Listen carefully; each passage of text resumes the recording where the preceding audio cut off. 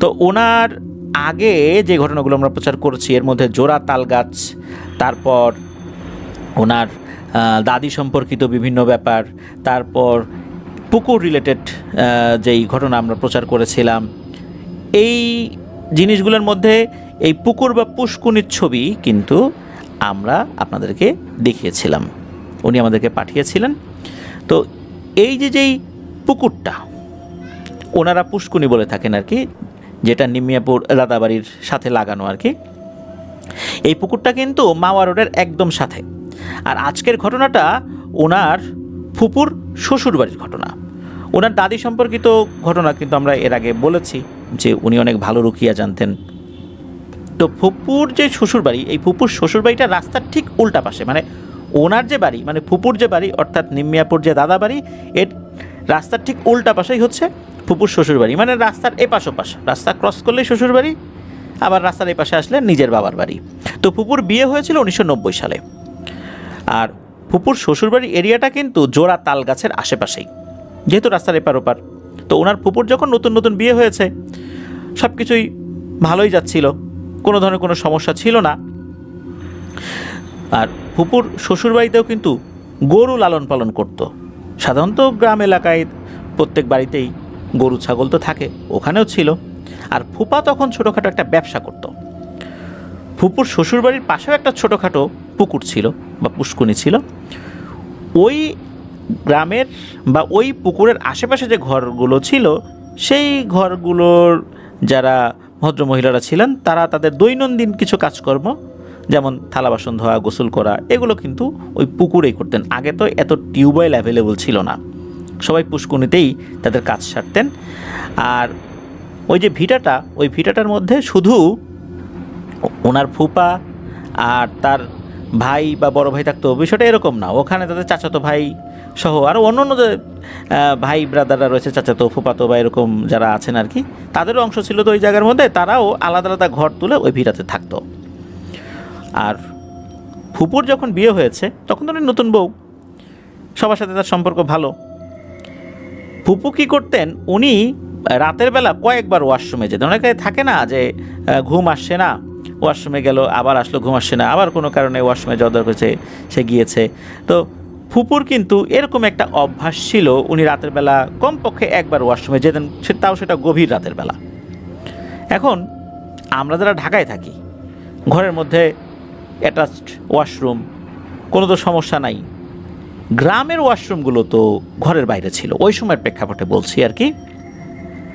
তখন তো রাতের বেলা বাইরে যেতে গেলে মানুষ ভয় ভীতি পেত, এরকম অনেক ঘটনাই তো আমরা শুনেছি। এখন ফুপুর শ্বশুরবাড়ির ওয়াশরুম তো ঘরের বাইরে, যেখানে মাগরিবের পর ওয়াশরুমে যেতে ভয় লাগে, সেখানে দেখা যেত ফুপু রাত 11টার পর রাত 1টা 2টার সময় ওয়াশরুমে যেত। আর উনি অনায়াসে যেত, চলে আসতো, তার কোনো ভয় টয় লাগতো না। তো এই জিনিসটা এই ফুপুর যে বড় যা, উনি খেয়াল করেছেন।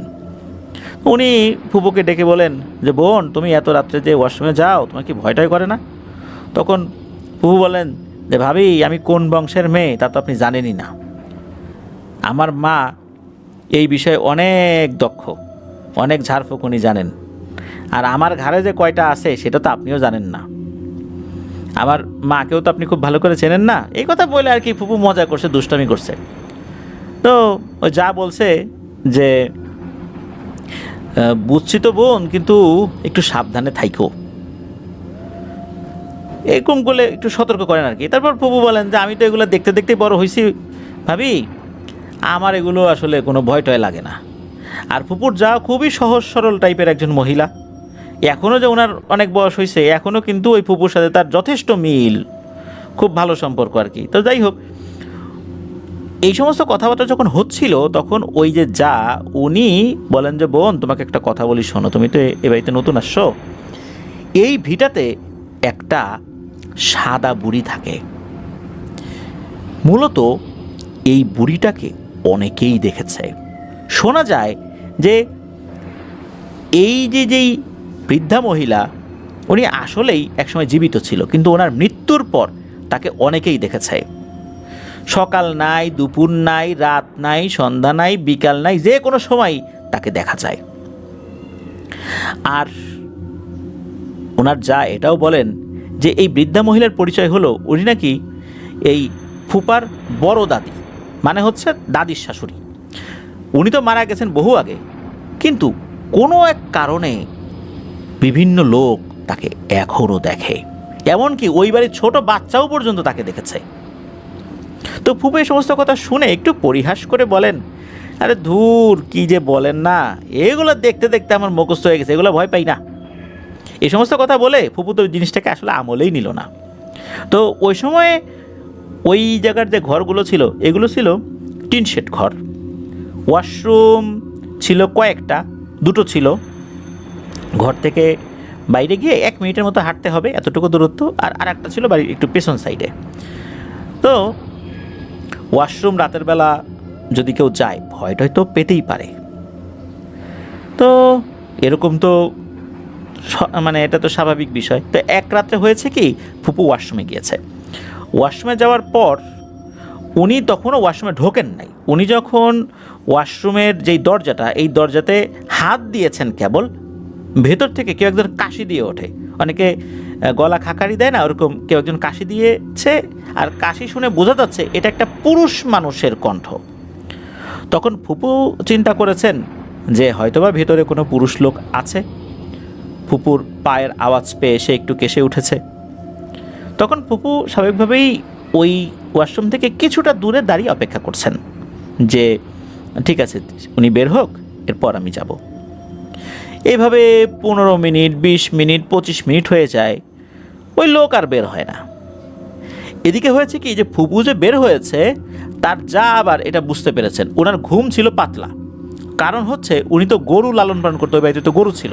আর যারা গরু লালন পালন করে তারা কিন্তু অধিকাংশ ক্ষেত্রেই তার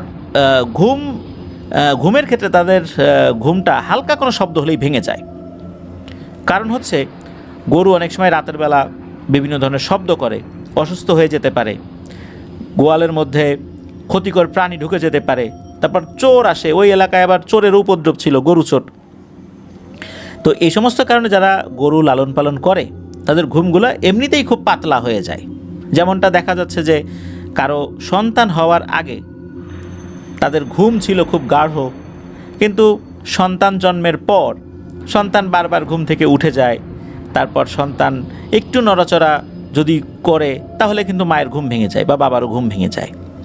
অথচ একটা সময় তাদের ঘুম কিন্তু এরকম ছিল না। তো এরকমটা হয় আর কি, যারা গরু লালন পালন করে তাদের ক্ষেত্রে একই রকম।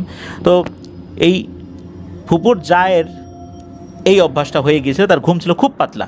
ফুপু যে দরজা খুলে বের হয়েছেন এটা কিন্তু ওনার যা টের পেয়েছিলেন। তো এরপর ওনার আর ওইভাবে ঘুম আসে নাই। অনেকক্ষণ হয়ে গেছে, ওনার যা চিন্তা করছেন কি ব্যাপার, নতুন বউ ঘরে ঢুকলে তো আমি বুঝতে পারতাম, এতক্ষণ বাইরে আছে, ঘটনা কি। তো উনি আবার কি করেছেন, উনি আবার বাইরে বের হয়েছেন। কারণ কিছু যে সমস্যা আছে আশেপাশে এটা তো ওনার যা জানতেন। কোনো সমস্যা হইলেও কিনা, কারণ নতুন বউ তো এগুলো পাত্তাই দেয় নাই, ওই চিন্তা করে উনি ঘর থেকে আবার বাইরে বের হয়েছেন একটা হারিকেন নিয়ে। বের হয়ে দেখেন দূরে ফুপু দাঁড়িয়ে আছেন। তখন বলতেছে যে হ্যাঁ রে, তুমি ওখানে দাঁড়ায় আছো কেন? তখন ফুপু পিছন দিকে তাকিয়ে দেখুন আর যা বলে যে ভাবি, এই যে ভিতরে একজন লোক ঢুকছে, তো এই জন্য আমি দাঁড়ায় আছি, উনি না বেরোলে আমি এখন কিভাবে চাই। তখন ওনার যা এগিয়ে আসেন।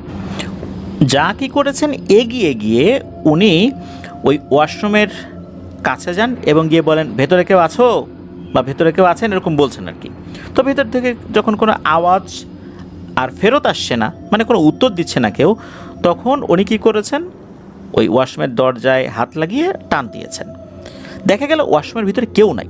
তখন ফুপু বলছেন যে ভাবি, আমি তো নিশ্চিত যে ভেতরে কেউ ছিল, কারণ ভেতর থেকে একটা পুরুষ মানুষের কাশির আওয়াজ আমি শুনেছি। আর একটা মানুষ যদি ভেতরে থাকে, যেরকম খচমচ আওয়াজ হয়, এরকম আওয়াজও আমি পেয়েছি। সুতরাং এটা মনে করার কোনো কারণ নাই যে ভেতরে কেউ ছিল না। তখন ফুপু বলেন, যাক, এইটা তোমার মনের ভুলও হইতে পারে, তুমি যাও, ওয়াশরুমে যাও, আমি দাঁড়ায় আছি বাইরে। ফুপু ওয়াশরুমে যান। এরপর ফুপু যখন ওয়াশরুম থেকে বের হয়েছেন, দুজন মিলে ঘরে চলে যান। তো এই তো গেল ওই রাত্রের ঘটনা। এখন এরপরে যেটা হয় সেটা হচ্ছে যে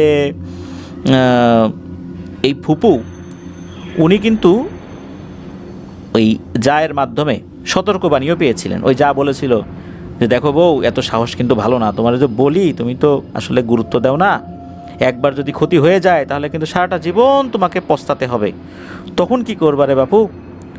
তো ফুপু শোনেন, একটু একটু করে আসলে গুরুত্ব দিচ্ছিলেন। এভাবে কয়েকটা দিন পার হয়ে যায়।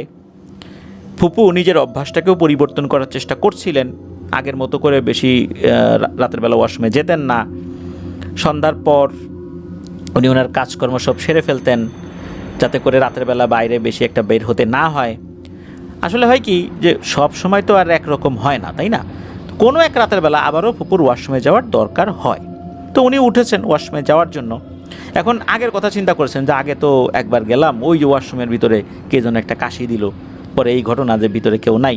তো উনি চিন্তা করেছিলেন যে এই ওয়াশরুমে যাব না, ঘরের পেছনের দিকে যেটা আছে ওই দিকটাতে যাব। তো ওই দিকটাতে যাওয়ার জন্য উনি ওই সাইডে গিয়েছেন। ওই সাইডে হয়েছে কি, গরুকে খাওয়ানোর জন্য অনেক কচুরি পানা এনে রাখা হয়েছে, ছড়িয়ে রাখা হয়েছে। তো ওই কচুরি পানার উপর দিয়ে যদি কেউ হেঁটে যায় তাহলে কিন্তু টাস টাস করে শব্দ হয়। ওই কচুরি পানার যেই একটা ফোলা অংশ থাকে এটা কিন্তু ফেটে যায়। তো ফুপু ওই দিকটা দিয়ে যখন কিছুটা হেঁটেছেন তখনও কিন্তু ওনার পায়ের নিচে কচুরি পানা পরে টাস টাস করে আওয়াজ হয়েছে। তো ফুপু ওই ওয়াশরুমে গিয়েছেন। উনি ওয়াশরুমে যাওয়ার অল্প কিছুক্ষণ পর মনে হলো, হাতি যদি কচুরিপানার উপর দিয়ে হাঁটে কীরকম শব্দ হবে। স্বাভাবিকভাবে কোনো মানুষ হেঁটে গেলে তো কচুরিপানার উপর দিয়ে যদি হাঁটে তাহলে তো টাস টাস শব্দ তো হবেই, কিন্তু অনেকটা ভারী পা, হাতির মতো ভারী পা, এরকম যদি পা নিয়ে কেউ হাঁটে কেমন শব্দ হবে। ফুপু চিন্তা করেছেন হয়তো বা এই সাইডে কেউ ওয়াশরুমে যাওয়ার জন্য আসছে কি না। তো উনি একটু গলা খাকারি দিয়েছেন, কিন্তু মনে হলো না, তার গলা খাকারিতে কোনো কাজ হচ্ছে না। এরপর উনি বললেন যে কে আসে, তারপরে মনে হচ্ছে সেটা এগিয়েই আসছে। এরপর ফুপু ভয় পান, চিন্তা করেন যে এটা তো কোনো স্বাভাবিক মানুষ না। স্বাভাবিক কোনো মানুষ হলে বাড়ির কোনো মহিলা ওয়াশরুমে গিয়েছে তাহলে তো তারা সেখানে থেমে যেত বা বলতো যে আমি, অথবা কিছু একটা বলে উল্টো দিকে চলে যেত, কিন্তু না, এটা তো সেটা না। তখন ফুপু ভয় পেয়ে যান। তখন উনি দ্রুত যতটুকু সম্ভব উনি ফ্রেশ হয়ে এক দৌড়ে উনি ঘরে চলে যান। আর পিছন দিকে তাকান নাই যে ওখানে কি আছে কি নাই। তো উনি যখন ঘরে চলে গিয়েছেন, যাওয়ার পর ওনার যাকে ডেকেছেন সে চলে আসছে। আসার পর বলছে কি হয়েছে, তখন বলে এই ঘটনা। তখন বলছে যে তোমাকে আমি বারবার বলছি যে বাইরে যাওয়ার সময় আমাকে ডাক দিতে, ডাকো নাই কেন। আসলে ফুপু ডাকে নাই কেন, গ্রামের যারা মহিলা ওনারা তো সারাদিন অনেক কাজ করেন, সেই কাক ডাকা ভোরে উঠে সারাটা দিন খাটাখাটুনি করেন। এখন ফুপু চিন্তা করেছেন এত রাতের বেলা আবার তাকে ডাকবো, যদি বিরক্ত হয়, এই সমস্ত চিন্তা করে আসলে উনি ডাকেন নাই। তো ওনার যা তো তাকে কিঞ্চিত বকাঝকা করেন যে তোমার তো উচিত ছিল আমাকে ডাকা। তো ফুপু বলছেন যে আপনাকে ডাকি নাই, আপনি ক্লান্ত ছিলেন, এই সেই এগুলো বলেন আর কি। তো যাই হোক, ওই রাতেই একটা সমস্যা দেখা দেয়, ফুপুর পেটে মারাত্মক ব্যথা। এই ব্যথা আর ভালো হয় না, ভালো হয় না বলতে প্রচণ্ড ব্যথা। সকালবেলা ডক্টরের কাছে নিয়ে যাওয়া হয়, বেশ কিছু ওষুধ দেওয়া হয়, বিকাল নাগাদ ব্যথা অনেকটাই কমে আসে। এর মধ্যে দাদি খবর পেয়ে চলে আসেন, উনি কিছু ঝাড়ফুঁক করে দেন। তা আল্লাহর রহমতে মোটামুটি ফুপু সুস্থতার দিকেই যেতে থাকেন। এভাবে কয়েকটা দিন কেটে যায়, ফুপু তখন মোটামুটি সুস্থ। তো কয়েকদিন পরে এক রাত আনুমানিক তখন 10টা হবে। তো ফুপু খাওয়া দাওয়া করে বিছানায় একটু বসেছেন। ফুপুর আবার অভ্যাস ছিল যে রাতে খাওয়া দাওয়া করে কিছুটা সময় বিছানায় বসে তারপর আবার একটু হাঁটাহাঁটি করা, পায়চারি করা বাড়ির উঠোনে। তো এরপর ফুপু উঠোনে গিয়েছেন, হাঁটাহাঁটি করছেন। হঠাৎ করে হয় কি, পাশের একটা সাইড থেকে অন্ধকারের ভিতর থেকে সাদা কাপড় পরে একটা বৃদ্ধ মহিলা হাঁটতে হাঁটতে অন্ধকারের ভিতরেই হাঁটতে হাঁটতে ফুপুর সামনে আসতে থাকেন। সামনে এসে ফুপুকে ক্রস করে চলে যাচ্ছেন আর এক সাইডে। এই ফুপুর শ্বশুরবাড়ির পাশে যে একটা ছোট্ট পুকুর রয়েছে বা পুষ্করণী রয়েছে, ওই দিকটাতে চলে যাচ্ছেন। তো ফুপু কিন্তু লক্ষ্য করেছিলেন যে তার হাজব্যান্ড মানে ফুপার এক চাচি ছিল, যিনি বিধবা ছিলেন, সবসময় সাদা কাপড় পরতেন, তাকে ওনার হাজব্যান্ড চাচি বলে সম্বোধন করতেন আর কি। তো ফুপুও বলছেন যে ও চাচি এদিকে কই যাও। তো সে আর কোনো উত্তর দেয় না, সে সোজা হেঁটে ওই পুকুরের মধ্যে নেমে যায় এবং পুকুরের পানির মধ্যে গিয়ে ঝাঁপিয়ে পড়ে। এই যে পানির মধ্যে যে ঝাঁপিয়ে পড়লো, পানিতে না কোনো আওয়াজও হলো না। আর ঝাঁপিয়ে পড়ার পর ফুপু তাকিয়ে আছেন, অন্ধকারের ভিতরেও কিন্তু তাকে উনি দেখতে পাচ্ছিলেন। ফুপু দেখছেন যে পানিতে আর কোনো ঢেউ হচ্ছে না, মানে এই যে ঝাঁপিয়ে পড়েছে এই চাচি আর উঠছে না। এরপর ফুপু কী করেছেন, তার যাকে ডাকছেন, ও ভাবি আসো তো আসো তো, এই যে চাচি এই পুকুরের মধ্যে নামলো, এখন তো ওঠে না, কোনো একটা সমস্যা হইলো কি না, আসো তো দেখো তো। তখন ওনার যা আসছে, বলে যে কী হয়েছে, বলে যে এই ঘটনা, আমি তো দেখলাম এই যে একজন সাদা কাপড় পরা লোক আসলো, আমি তো চিন্তা করলাম চাচি ওই যে পুকুরের মধ্যে ঝাঁপ দিল, এখন তো আর ওঠে না, আর পানিতে ঝাঁপ দিলাম তো শব্দও শুনলাম না। তখনই ওনার যা বুঝতে পেরেছেন ঘটনাটা কি, ফুপুর হাত চেপে ধরে এক হ্যাঁচকা টানে ঘরের মধ্যে নিয়ে গেছেন। তখন বলছেন যে এই তুমি বুঝছো যেটাকে, তোমাকে বারবার বলছি যে বেশি সাহস দেখায়ও না, এই জিনিসটা দেখে তুমি কেন তার সাথে আবার কথা বলতে গেলা? এই জিনিসটা কি বুঝছো? এটাকে তো এই বাড়ির সবাই দেখছে, ছোট বড় সবাই দেখছে, তোমার দেখা বাকি ছিল, তুমিও দেখলা, এটা হচ্ছে সেই সাদা বুড়ি। এই কথা শোনার পর ফুপু তো বেশ ভয় পেয়ে যান। তো ফুপু তখনও চিন্তা করেন, আর এটা কিভাবে সম্ভব হলো, আমি নিজের চোখে দেখলাম, মনে হলো সেই চাচি। যাই হোক, সকালবেলা ফুপু সেই চাচির বাসায় যান, গিয়ে দেখেন চাচি তখনও ঘুমাচ্ছে। চাচিকে জিজ্ঞেস করেন, ফুপু কালকে তুমি আমার সামনে দিয়ে গেলা, পুকুরের মধ্যে নামলা ওই রাতের বেলা। তখন ওই চাচি বলছেন যে বাপু রে, আমার কি ভয় ডর নাই রে, আমার কি জানের ভয় নাই, ভূতের ভয় নাই, আমি কেন রাতের বেলা যাবো গো তোমার ওই পুকুরের ভিতরে, হ্যাঁ আমি যাই নাই। তো এই কথা শোনার পর ফুপু কনফার্ম হলেন আসলে উনি রাতে যেটা দেখেছেন উনি সেই সাদা বুড়িকে দেখেছিলেন। নিম্মি আপু আমাদেরকে এটাও জানিয়েছেন যে ওই সাদা বুড়িকে নিম্মি আপু নিজেও দেখেছেন 2014 সালে। এটাই ছিল ঘটনা। প্রিয় লিসেনার্স, চলুন আমরা চলে যাব আমাদের এবারের থার্সডে নাইটের 157তম আয়োজনের নতুন আরও একটি ঘটনায়।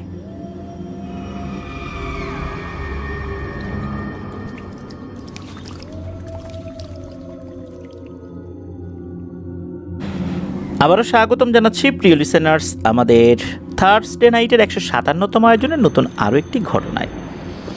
এখন যে ঘটনাটি আপনাদের সাথে শেয়ার করব, এই ঘটনাটি আমাদেরকে যিনি পাঠিয়েছেন তার নাম মোহাম্মদ আজমির হোসেন। ওনার বাড়ি কুষ্টিয়া জেলার দৌলতপুর উপজেলার সীমান্তবর্তী গ্রাম গরুরাতে। উনি এই ঘটনাটি সংগ্রহ করেছিলেন 2025 সালের এপ্রিল মাসের 9 তারিখে। উনি বর্তমানে চাকরির সুবাদে পাবনায় থাকেন। ঈদের ছুটি শেষ করে উনি যখন ডিউটিতে জয়েন করেছেন তখন ওনার এক কলিগের সাথে দেখা হয়, তার নাম হচ্ছে রাব্বি। সেই মূলত ঘটনাটি ওনাকে বলে। তো তার গ্রামের বাড়ি হচ্ছে ঝিনাইদহের শৈলকুপা উপজেলায়। ঈদের ছুটি শেষ করে তাকে জিজ্ঞেস করেছেন যে তুমি ঈদে ছুটিতে বাসায় কবে যাবে? তখন রাব্বি ওনাকে বলেন ভাইয়া ছুটি পেলে যাব। তো তার সাথে কথা বলার সময় কেন জানি মনে হলো যে তার মনটা খুব খারাপ। সে নতুন বিয়ে করেছে, বাড়িতে যেতে পারেনি ঈদ করতে, তাই তার মনটা হয়তো বা খারাপ। তারপর তাকে জিজ্ঞেস উনি করেন যে তুমি কি বাড়িতে ফোন করেছিলে যে আঙ্কেল আন্টির কাছে কেমন আছে তারা? তখন রাব্বি বলে যে না ভাইয়া সব কিছু ভালো আছে, অন্য একটা সমস্যা আর কি। তো আজমির ভাই চিন্তা করছেন যে পারিবারিক বা তার ওয়াইফের সাথে কোনো ঝামেলা টামেলা হয়েছে কি না। কিন্তু এই রাব্বি যে তথ্য দেয় তা শুনে এই আজমির ভাই তো পুরোই অবাক হয়ে যান। মূলত এমন একটি তথ্য দিয়েছিল যেটা আসলে সচরাচর শোনাই যায় না। তো এই রাব্বি বলেন যে ভাইয়া ঈদে আমরা কোনো খিচুড়ি বা মাংস রান্না করে খেতে পারি না। কেউ যদি দিয়ে যায় এমনিতে সেটা খেতে পারি, কিন্তু আমরা রান্না করতে পারি না। তখন উনি জিজ্ঞেস করলেন কেন বলো তো, এটা কেমন কথা, ঈদের দিন খিচুড়ি মাংস রান্না করতে পারবে না? তখন ওই রাব্বি বলেন যে ভাইয়া একটা বড় ঘটনা আছে, ঘটনাটা শোনেন। তখন রাব্বি জানায় এখন থেকে প্রায় 40 বছর আগের ঘটনা। মূলত রাব্বির বাবা বলেছিল, আর এই ঘটনাটা ওনার পারিবারিক ঘটনা, সবাই জানে।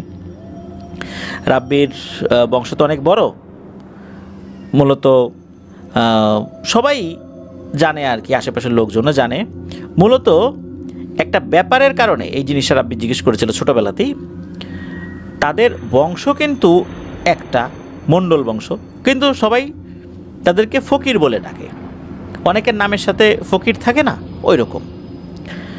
তখন আর কি জিজ্ঞেস করেছিল, বাবা আমাদেরকে সবাই মণ্ডল না বলে ফকির কেন বলে, নামের সাথে যেমন রাব্বি ফকির এরকম বলে ডাকবে, এটা কেন? মূলত তারা তো আসলে ফকির বংশ না, মণ্ডল বংশ। তখন মূলত একটি ঘটনা বলেন তার বাবা, আজ থেকে প্রায় 40 বছর আগে এই রাব্বির বংশের কোনো এক লোক সম্পর্কে চাচা হন আর কি। তো তার নাম হচ্ছে মুজিবর। তো তার সমস্ত শরীরে এক ধরনের চর্মরোগ হয়, অনেক চিকিৎসা করার পরও এই রোগ ভালো হয় না। বোঝা গেল আর উপায় নাই, মৃত্যু নিকটে। তখন একটা নিয়ম প্রচলিত ছিল যে এই ধরনের কোনো সমস্যায় কোনোভাবেই যদি কাউকে ভালো না করা যায়, তখন কলার ভেলা তৈরি করে নদীতে ভাসিয়ে দেওয়া হতো, সাথে কিছু শুকনো খাবার, চিরা, মুড়ি, গুড় এগুলো দিয়ে দেওয়া হতো। তো এভাবেই ওই চাচাকে নদীতে ভাসিয়ে দেওয়া হয়। ভাসতে ভাসতে উনি অনেক দূরে চলে যান। তো উনি তো অজ্ঞানের মতো ছিলেন। হঠাৎ করে কোনো একটা জায়গায় এসে ওই ভেলাটা মাটির সাথে আটকে যায়। ওনার যখন সেন্স আসে, উনি দেখেন যে এক দরবেশের মতো ব্যক্তি, উনি ওই পানিতে অজু করছেন। তো অজু করার পর ওই চাচার দিকে তাকিয়ে থাকেন ওই দরবেশ। থাকার পর বলেন যে, আহারে বাবা, তোমার অনেক কষ্ট হচ্ছে তাই না? তখন ওই চাচা বলেন, হ্যাঁ আমার অনেক কষ্ট হচ্ছে, আমার পরিবার আমাকে ভাসিয়ে দিয়েছে, আমার দায় তারা নিতে চায় নাই, এই জন্য আমাকে ভাসিয়ে দিয়েছে, আমাকে নিয়ে তাদের হয়তো বা আর কোনো ভাবনা নাই। তখন ওই দরবেশ বলেন যে, বাবা তুমি মনে কষ্ট নিও না, চলো তুমি আমার সাথে চলো। এই বলে কোথায় যেন উনি নিয়ে যান তাকে, ভিন্ন এক জায়গা, ভিন্ন ধরনের সব কিছু। এটা কি পার্থিব কোনো জায়গা নাকি অন্য এক জগৎ, এটাও বুঝতে পারছেন না আর কি। তো ওইখানে তার চিকিৎসা চলে, বেশ কয়েক মাস চিকিৎসা চলে।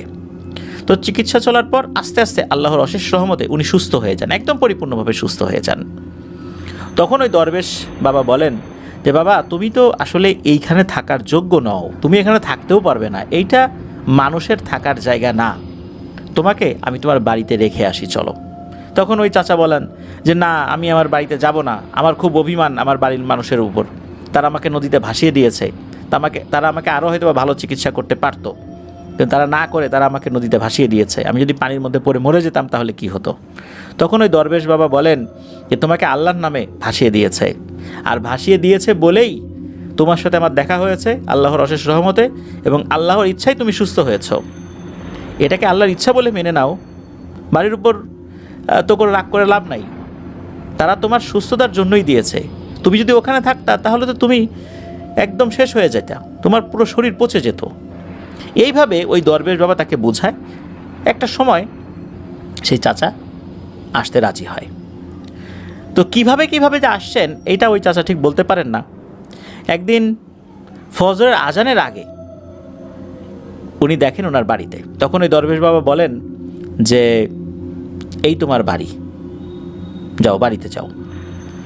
উনি এসে ডাকাডাকি করেন, সবাই তাকে দেখে আশ্চর্য হয়ে যায়, যারে এ তো পরিপূর্ণভাবে সুস্থ হয়ে গেছে আলহামদুলিল্লাহ। তো উনি বাড়িতে আসেন। তো এর কিছুদিন পর হঠাৎ করে এই চাচা পজেসড হয়ে যান, মানে তার উপর কোনো কিছু ভর করেছে। সবাই যখন জিজ্ঞেস করে যে আপনি কে, তখন বলে, আমি সেই ব্যক্তি, আমি সেই দরবেশ, আমি দরবেশ জিন, যেই দরবেশ ওকে ভেলা থেকে নামিয়েছে, তারপর আমাদের দেশে নিয়ে গিয়েছি, ওকে চিকিৎসা করেছি এবং আমি ওকে রেখে গেছি, আমি হচ্ছি সেই ব্যক্তি। তখন পরিবারের সবাইকে একত্র করতে বলেন, পরিবার সবাই এক হয়। তখন ওই দরবেশ বলেন যে, তোমাদেরকে আমি কিছু পরামর্শ দিব, এই পরামর্শগুলো মেনে চলবা, এটা নির্দেশনাও বলতে পারো, এর বাইরে যাবা না। তখন ওই দরবেশ বলেন যে, কোনো ঈদে তোমরা খিচুড়ি আর মাংস রান্না করতে পারবা না, আর তোমাদের বংশমণ্ডল আজ থেকে, তোমাদের বংশ হলো ফকিরি বংশ, আজ থেকে এটাই তোমার বংশ পরিচয়, তোমাদের সবাই এই বংশের পদবি ব্যবহার করবা। তো সকলেই সেটাতে সম্মতি দেন। এরপর চলে যায় সেই দরবেশ ওই চাচার শরীর থেকে। এরপর কিন্তু সব কিছু ঠিকঠাক মতো চলছিল, অনেকগুলো ঈদ চলে গেছে, এর মধ্যে তারা কেউই খিচুড়ি এবং মাংস রান্না করেন নাই। 7 বছর পর গিয়ে বাঁধে একটা সমস্যা। 7 বছর পর হয়েছে কি, ওই বংশের আর একজন লোক, ওনার পরিবারের টোটাল 9 জন লোক ছিল, তো উনি কোনো এক ঈদে খিচুড়ি আর মাংস রান্না করেছেন। নিষেধ করা হলেও তিনি বলেন, আরে দূর, এসব সব ভুয়া, কিসের কি, সবাই খাচ্ছে, ঈদের দিন আমরা রান্না করব না। তো এই কথা বলে ওনারা রান্না করেছিলেন। দুঃখজনক ব্যাপার হলো, ওই পরিবারের যে 9 জন ব্যক্তি, এই 9 জন ব্যক্তির সাথে কিছু হওয়ার আগেই ওই দিনই গোয়ালের 5টা গরু এবং 2টো মহিষ মনে হলো ঠাস ঠাস করে পড়ে গেল, ধপাস ধপাস করে, সবগুলোই মৃত। এরপরে ওই দিন বিকাল থেকেই ওই পরিবারের প্রত্যেকেরই ভয়ঙ্কর ডায়রিয়া এবং বমি হতে থাকে, এবং ওই রাত্রেই এই 9 জনের মধ্যে 9 জনই মারা যায়, একে একে সবাই মারা যায়। সেদিনের পর থেকে আজ পর্যন্ত এই পরিবারে ঈদের দিন শুধু মাংস এবং খিচুড়ি রান্না করা হয় না। পাড়া প্রতিবেশী দিয়ে গেলে কোনো সমস্যা নাই, তারা খেতে পারবে, সেমাই বা অন্যান্য মিষ্টান্ন দ্রব্য রান্না করতে সমস্যা নাই। সমস্যা হচ্ছে মাংস এবং খিচুড়িতে। তো এই বিষয়টা আসলে কেন বলেছিলেন সেই দরবেশ জিন, এটা বলা যায় না। ভেলা থেকে উদ্ধার করে সেই দরবেশ সেই চাচাকে নিয়ে গিয়েছিলেন তার দেশে, সেখানে আল্লাহর রহমতে সুস্থ হয়েছিলেন। এরপরই মূলত এই নির্দেশনা দিয়ে গিয়েছিলেন, যেটা আজও অক্ষরে অক্ষরে এই রাব্বি ভাইয়ের পরিবার মেনে চলছেন। এটাই ছিল ঘটনা। প্রিয় লিসেনার্স, ঘটনাটি বেশ অদ্ভুত, এই জন্য ঘটনাটির নাম আমরা দিয়েছি ভেলার দরবেশ বা ভেলা দরবেশ। আসলে বোঝাই যাচ্ছে যে উনি জিন ছিলেন, খুব ভালো জিন ছিলেন। কেন এরকম একটা নির্দেশনা দিলেন এই বিষয়ের কোনো ব্যাখ্যা পাওয়া যায়নি, কিন্তু এখনও ওই পরিবারের সদস্যরা এর কোনো ব্যাখ্যা না খুঁজলেও সেই নির্দেশনা অক্ষরে অক্ষরে পালন করছেন। মূলত এই রাব্বি ভাই উনি এই কারণেই মন খারাপ করেছিলেন, ঈদের দিন যাব, কিছুই রান্না করা যায় না বাড়িতে, এই বিষয়টা নিয়ে মন খারাপ ছিলেন, তার মন খারাপ ছিল আর কি। তো এই ব্যাপারটাই মূলত এই আজমির হোসেন ভাইকে উনি জানিয়েছিলেন। ঘটনাটি বেশ অদ্ভুত। আসলে কত কিছুর সাথে তো কত কিছু জড়িত, কোনো একটা বিষয়ের সাথে অন্য আর একটা বিষয় জড়িত, সেগুলো আমরা বুঝতে পারি না। হতে পারে এটা এমনই কিছু। ধন্যবাদ জানাচ্ছি আজমির হোসেন ভাইকে অদ্ভুত একটি ঘটনা আমাদের সাথে শেয়ার করার জন্য। প্রিয় লিসেনার্স, চলুন চলে যাব আমাদের এবারের এপিসোডের পরবর্তী আরও একটি নতুন ঘটনায়।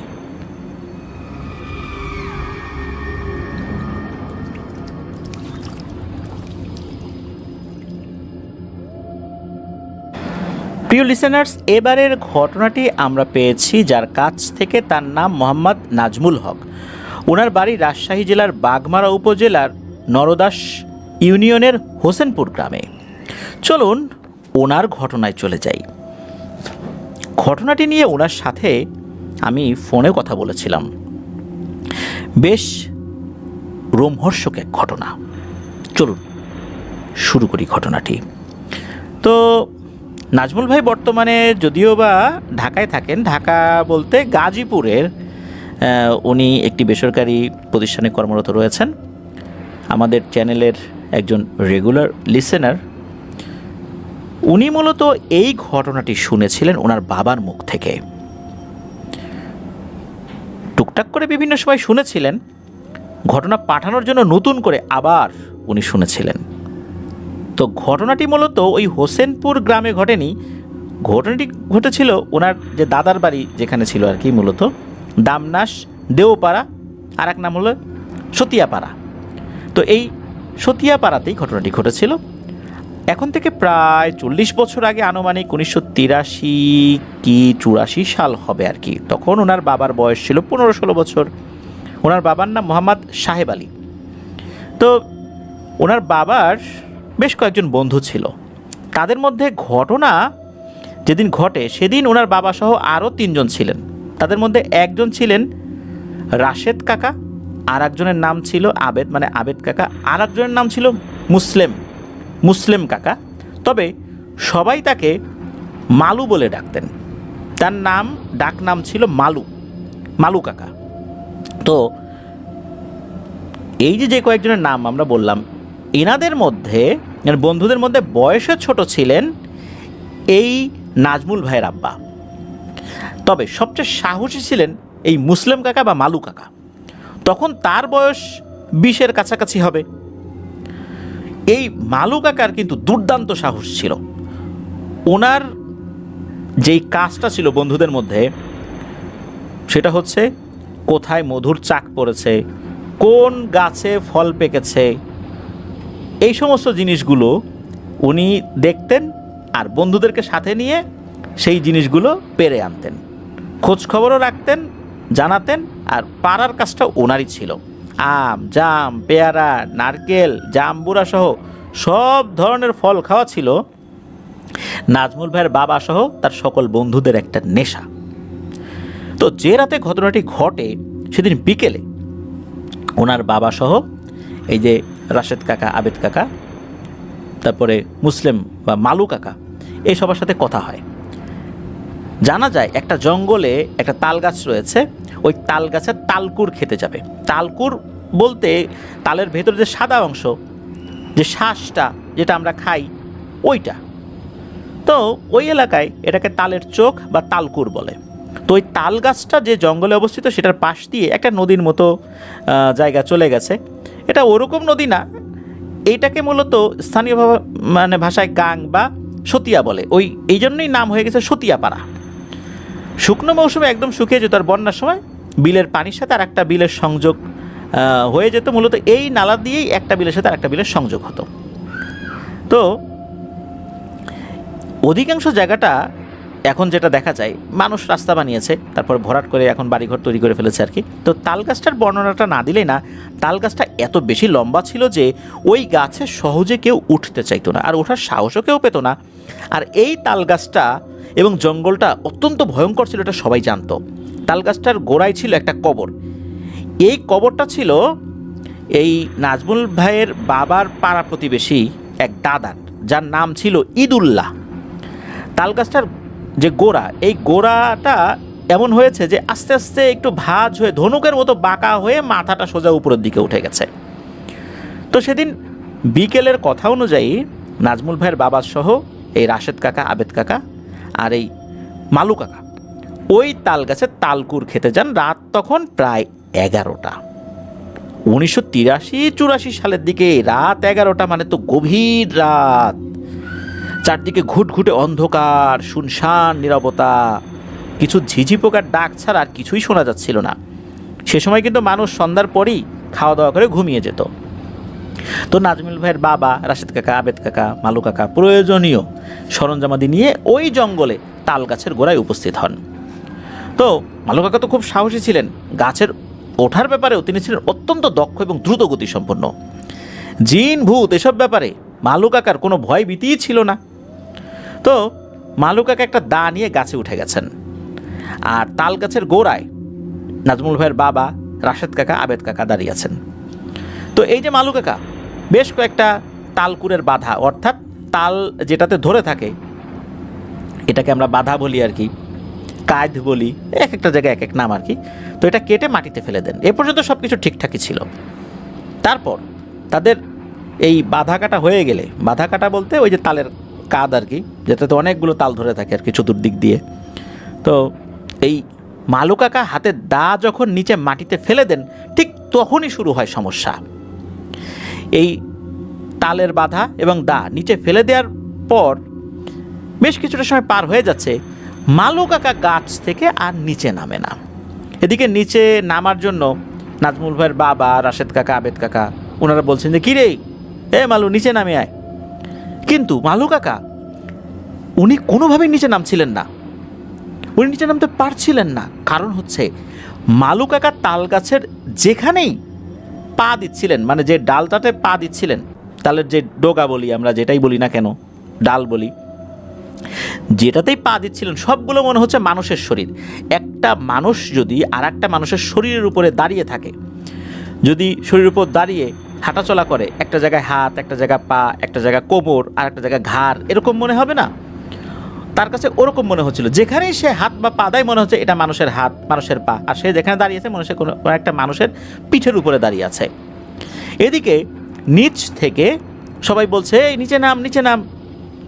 তিনি আবার মানে মালুকাকে উপর থেকে গালিগালাজ করছে, এই বেটা তোরা গাছে উঠে আমাকে ভয় দেখাচ্ছিস কেন? আমার সাথে মজা করতেছিস? এখন কি মজা করার সময়? তখন ওনার নিচ থেকে বলে, আরে কি বলিস, আমরা তো কেউ গাছে উঠি নাই, তোর তো তাল কাটা হয়ে গেছে, তুই নেমে আয়। তখন উনি বলেন যে আরে তোরা গাছে উঠিস নাই, তাহলে আমি এটা কি দেখতেছি, আমি এটা কি অনুভব করতেছি? আসলে কি দেখতেছি বলতে উনি তো মানে যতটুকু হালকা আলোতে দেখতে পাচ্ছেন মানুষের হাত পা বলে মনে হচ্ছিল, কিন্তু আবার দেখা যাচ্ছে যে তালের ডাল, কিন্তু পায়ের নিচের অনুভূতিটা ওই রকম ছিল। তখন ওদিকে নিচ থেকে বলছেন যে না আমরা তো কেউ উঠি নাই। তখন মূলত এই মালু কাকা প্রচণ্ড ভয় পান। উনি বুঝতে পারেন সর্বনাশ, আমি তো একটা বিপদে পড়ে গেছি। এরপর উনি সাহস ধরে রাখেন এবং ওই অশরীরীর উদ্দেশ্যে গালিগালাজ করতে থাকেন যে এই বেটা আমারে ভয় দেখাচ্ছিস, এত বড় সাহস, আমাকে চিনিস, আমি এসব ভয় পাই না। তো এরপরও উনি চেষ্টা করছেন নামার জন্য, কিন্তু কোনোভাবেই গাছ থেকে নামতে পারছেন না। কেননা আমরা যদি কোনো একটা মানুষের শরীর উপরে উঠি আমাদের ব্যালেন্সটা কেমন থাকে, মনে হচ্ছে এই বুঝি এই পাশে পড়ে যাচ্ছি, এই বুঝি ওই পাশে পড়ে যাচ্ছি। কারণ মানুষের শরীর উপর যদি কেউ দাঁড়ায় তার কিন্তু ব্যালেন্স থাকে না। তার কাছে কিন্তু ওরকম মনে হচ্ছিল। উনি মানুষের শরীর ছাড়া উনি যে কোনো একটা ডাল ধরতে যাবেন, ডাল ধরতে গিয়ে দেখেন ওটা একটা মানুষের হাত বা মানুষের পা, এরকম কিছু একটা, বা মানুষের মাথা, চুল ধরছেন, এরকম কিছু একটা, এরকম উনি ফিল করছেন। উনি তো কিছুই খুঁজে পাচ্ছেন না, বারবার চেষ্টা করে নিচে নামতে পারছেন। মনে হচ্ছে এই বুঝি উনি কাত হয়ে পড়ে যাচ্ছেন, অনেক কষ্টে নিজেকে ধরে রেখেছেন, মনে হচ্ছে উনি একটা মানুষের উপর বসে আছেন। এই জন্য মালু কাকা যখন বুঝতে পারেন যে তার হাত পাগুলো মনে হচ্ছে পিছলে পড়ে যাচ্ছে, ওনার শরীরটা অসাড় হয়ে যাচ্ছে, উনি শরীরের সব শক্তি হারিয়ে ফেলছেন, তখন মালু কাকা চিৎকার করে বলেন এই আমি আর নিচে নামতে পারতেছি না রে, আমার শরীর আর চলতেছে না, তোরা কেউ উঠায়। এরপর উপায়ন্তর যখন আর কেউ পাচ্ছিলেন না, তখন এই যে রাশেদ কাকা উনি বলেন যে এই তুই থাক, আমি আসতেছি, চিন্তা করিস না, আল্লাহ ভরসা। এই বলে এই রাশেদ কাকা গাছে উঠতে থাকেন। গাছে উঠতে উঠতে ওই গাছের মাথায় উঠে যান। ওই গাছে মাথায় ওঠার মতো সাহস কিন্তু রাশেদ কাকা ছিল না, কিন্তু তার বন্ধু ওইখানে বিপদে পড়েছে, তাকে তো আনতেই হবে। রাশেদ কাকা বুঝতে পেরেছেন কোনো একটা সমস্যা, উনি উঠলে উনি একটা বিপদে পড়তে পারেন, তারপরও বন্ধুকে বাঁচানোর জন্য উনি উঠে যান। উঠতে উঠতে মাথায় যখন উঠে গেছেন তখন ওই রাশেদ কাকা বলছেন হে মালু এই শোন, এই যে আমি, এই যে আমার মাথা, এই যে আমার ঘাড়, আমি গাছটা জড়ায় ধরে রাখছি, তুই আস্তে আস্তে আমার ঘাড়ের উপর বস। তো তখন এই মালু কাকা হাতড়ে হাতড়ে যখন মাথাটা টের পেয়েছেন যে এইটাই তোর মাথা, তখন ওই রাশেদ কাকা বলছেন হ্যাঁ এটা আমার মাথা, তুই ওঠ বয়। ছোট বাচ্চাকে যেভাবে কাঁধে নিয়ে মানুষ হেঁটে বেড়ায় ঠিক ওইভাবে কাঁধে বসেছিলেন এই মালু কাকা রাশেদ কাকার ঘাড়ের উপরে। মালু কাকা তো একটু বেশ উঁচা লম্বা ছিলেন, ওনার বয়সটা অন্যদের থেকে একটু বেশি ছিল, কষ্ট হচ্ছিল রাশেদ কাকা, তারপরও অনেক কষ্টে কোনোভাবে আস্তে আস্তে আস্তে আস্তে গাছ থেকে নেমে এসেছিলেন। একটু এদিক ওদিক হলে দুজনই নিচে পড়ে যেতেন এবং দুজনেরই মৃত্যু ছিল অবধারিত। এদিকে নিচে যখন সই সালামতরা নামলেন, এরপর রাশেদ কাকা, আবেদ কাকা আর হচ্ছে এই নাজমুল হকের বাবা, ওনারা তালকুর কেটে খাচ্ছিলেন। মালু কাকাকে তালকুর খাওয়ার জন্য বলা হলে উনি বলছেন যে না রে, আমার শরীরটা কেমন যেন করতেছে রে, আমার কিছু ভালো লাগতেছে না, আমি বাড়ি যাব, আমি বাড়ি যাব। তখন সবাই মিলে বাড়ি যাওয়ারই সিদ্ধান্ত নেন, যে যার মতো বাড়িতে চলে গেলেন। তখন রাত হয়তো 1:30-2টো বাজে আর কি। হঠাৎ করে পাড়ার মধ্যে চিৎকার চেঁচামেচি দৌড়াদৌড়ি শুরু হয়ে যায় যে মালু প্রচণ্ড পরিমাণ অসুস্থ। তখন একজন হিন্দু ডাক্তারকে নিয়ে আসা হয়েছে, তার নাম হচ্ছে পরেশ ডাক্তার, যিনি এখনও বেঁচে আছেন। আর দামনাস নামক যে বাজারটা রয়েছে, ওই দামনাস বাজারে এখনও তার চেম্বার রয়েছে। এই পরেশ ডাক্তারের বাবা, যার নাম ছিল শিরিষ ডাক্তার, তিনি অবশ্য মারা গেছেন, পাশের হিন্দু পাড়ায় তাদের বাড়ি। তো রাত 2টোর সময় এই শিরিষ ডাক্তারকে আসার জন্য অনুরোধ করা হয়েছিল, কিন্তু তিনি রাত বেশি হওয়ার কারণে আসেন নাই বা আসতে পারেন নাই। পরেশ ডাক্তার এসেছিলেন। তো যাই হোক, গ্রামের লোকজন মালু কাকার বাসায় জড়ো হয়ে যায় তাকে দেখার জন্য। তো এদিকে নাজমুল ভাইয়ের বাবা, অন্য বন্ধুরাও সেখানে যান, গিয়ে দেখেন এক ভয়ঙ্কর দৃশ্য। এই মালু কাকাদের ঘরে ছিল মাটি দিয়ে তৈরি চকি, মাটির চকি, মানে এইটা মাটি থেকে উঁচু করে ওইভাবে মাটির চকি তৈরি করা আর কি। যেমন আমরা সিঁড়ি তৈরি করি, তো ওই চকিটা একদম মাটি দিয়ে, নিরেট মাটি দিয়ে তৈরি করা। তো দেখা যাচ্ছে যে এই মালু কাকাকে কোনো এক অজানা শক্তি সেই চকি থেকে 5 থেকে 7 হাত উপরে তুলছে, আবার ছেড়ে দিচ্ছে। মনে হচ্ছে রাবারের উপর তার শরীরটা জাম্পিং করছে। আর মালু কাকার পেটটা অনেক ফুলে গেছে, বারবার বলছে আমার পেট জ্বলে গেল রে, আমার পেট পুড়ে গেল রে, আমার পেট জ্বলে গেল, আমার পেট পুড়ে গেল, এরকম করে চিৎকার চেঁচামেচি করছে। তো রুমের মধ্যে যাওয়ার কোনো পরিবেশই ছিল না, বিশ্রী অবস্থা হয়ে গেছে। ভয়ে কেউ কাছে যাচ্ছে না, এমনকি মালু কাকার পরিবারের সদস্যদের মানে তার কাছে যেতে পারছিল না ভয়ে, এমন একটা অবস্থা। এমন পরিবেশ দেখে এই নাজমুল ভাইয়ের বাবা, রাশেদ কাকা, আবেদ কাকা কেউ তো ওই সময় ভয়ে স্বীকার করে নাই যে তারা কিছুক্ষণ আগে তালকুর খেতে ওই তাল গাছে গিয়েছিলেন। এরকম অল্প সময় হতে হতেই এই মালু কাকা এই যে পেট জ্বলে গেল, পুড়ে গেল বলতে বলতেই উনি শেষ নিঃশ্বাস ত্যাগ করেন। এই মালু কাকার নাকি একটা অভ্যাস ছিল উপর হয়ে শুয়ে থাকা।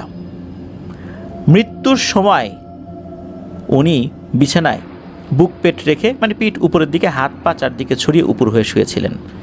তার ঘাটটা মটকানোর মতো হয়ে গেছিল, চোখ দুটো অনেক বড় বড় করে তাকানো ছিল। এমন বিভীষিকাময় দৃশ্য আর যন্ত্রণাদায়ক মৃত্যু দেখে সে সময় অনেকেই ভয় পেয়েছিল।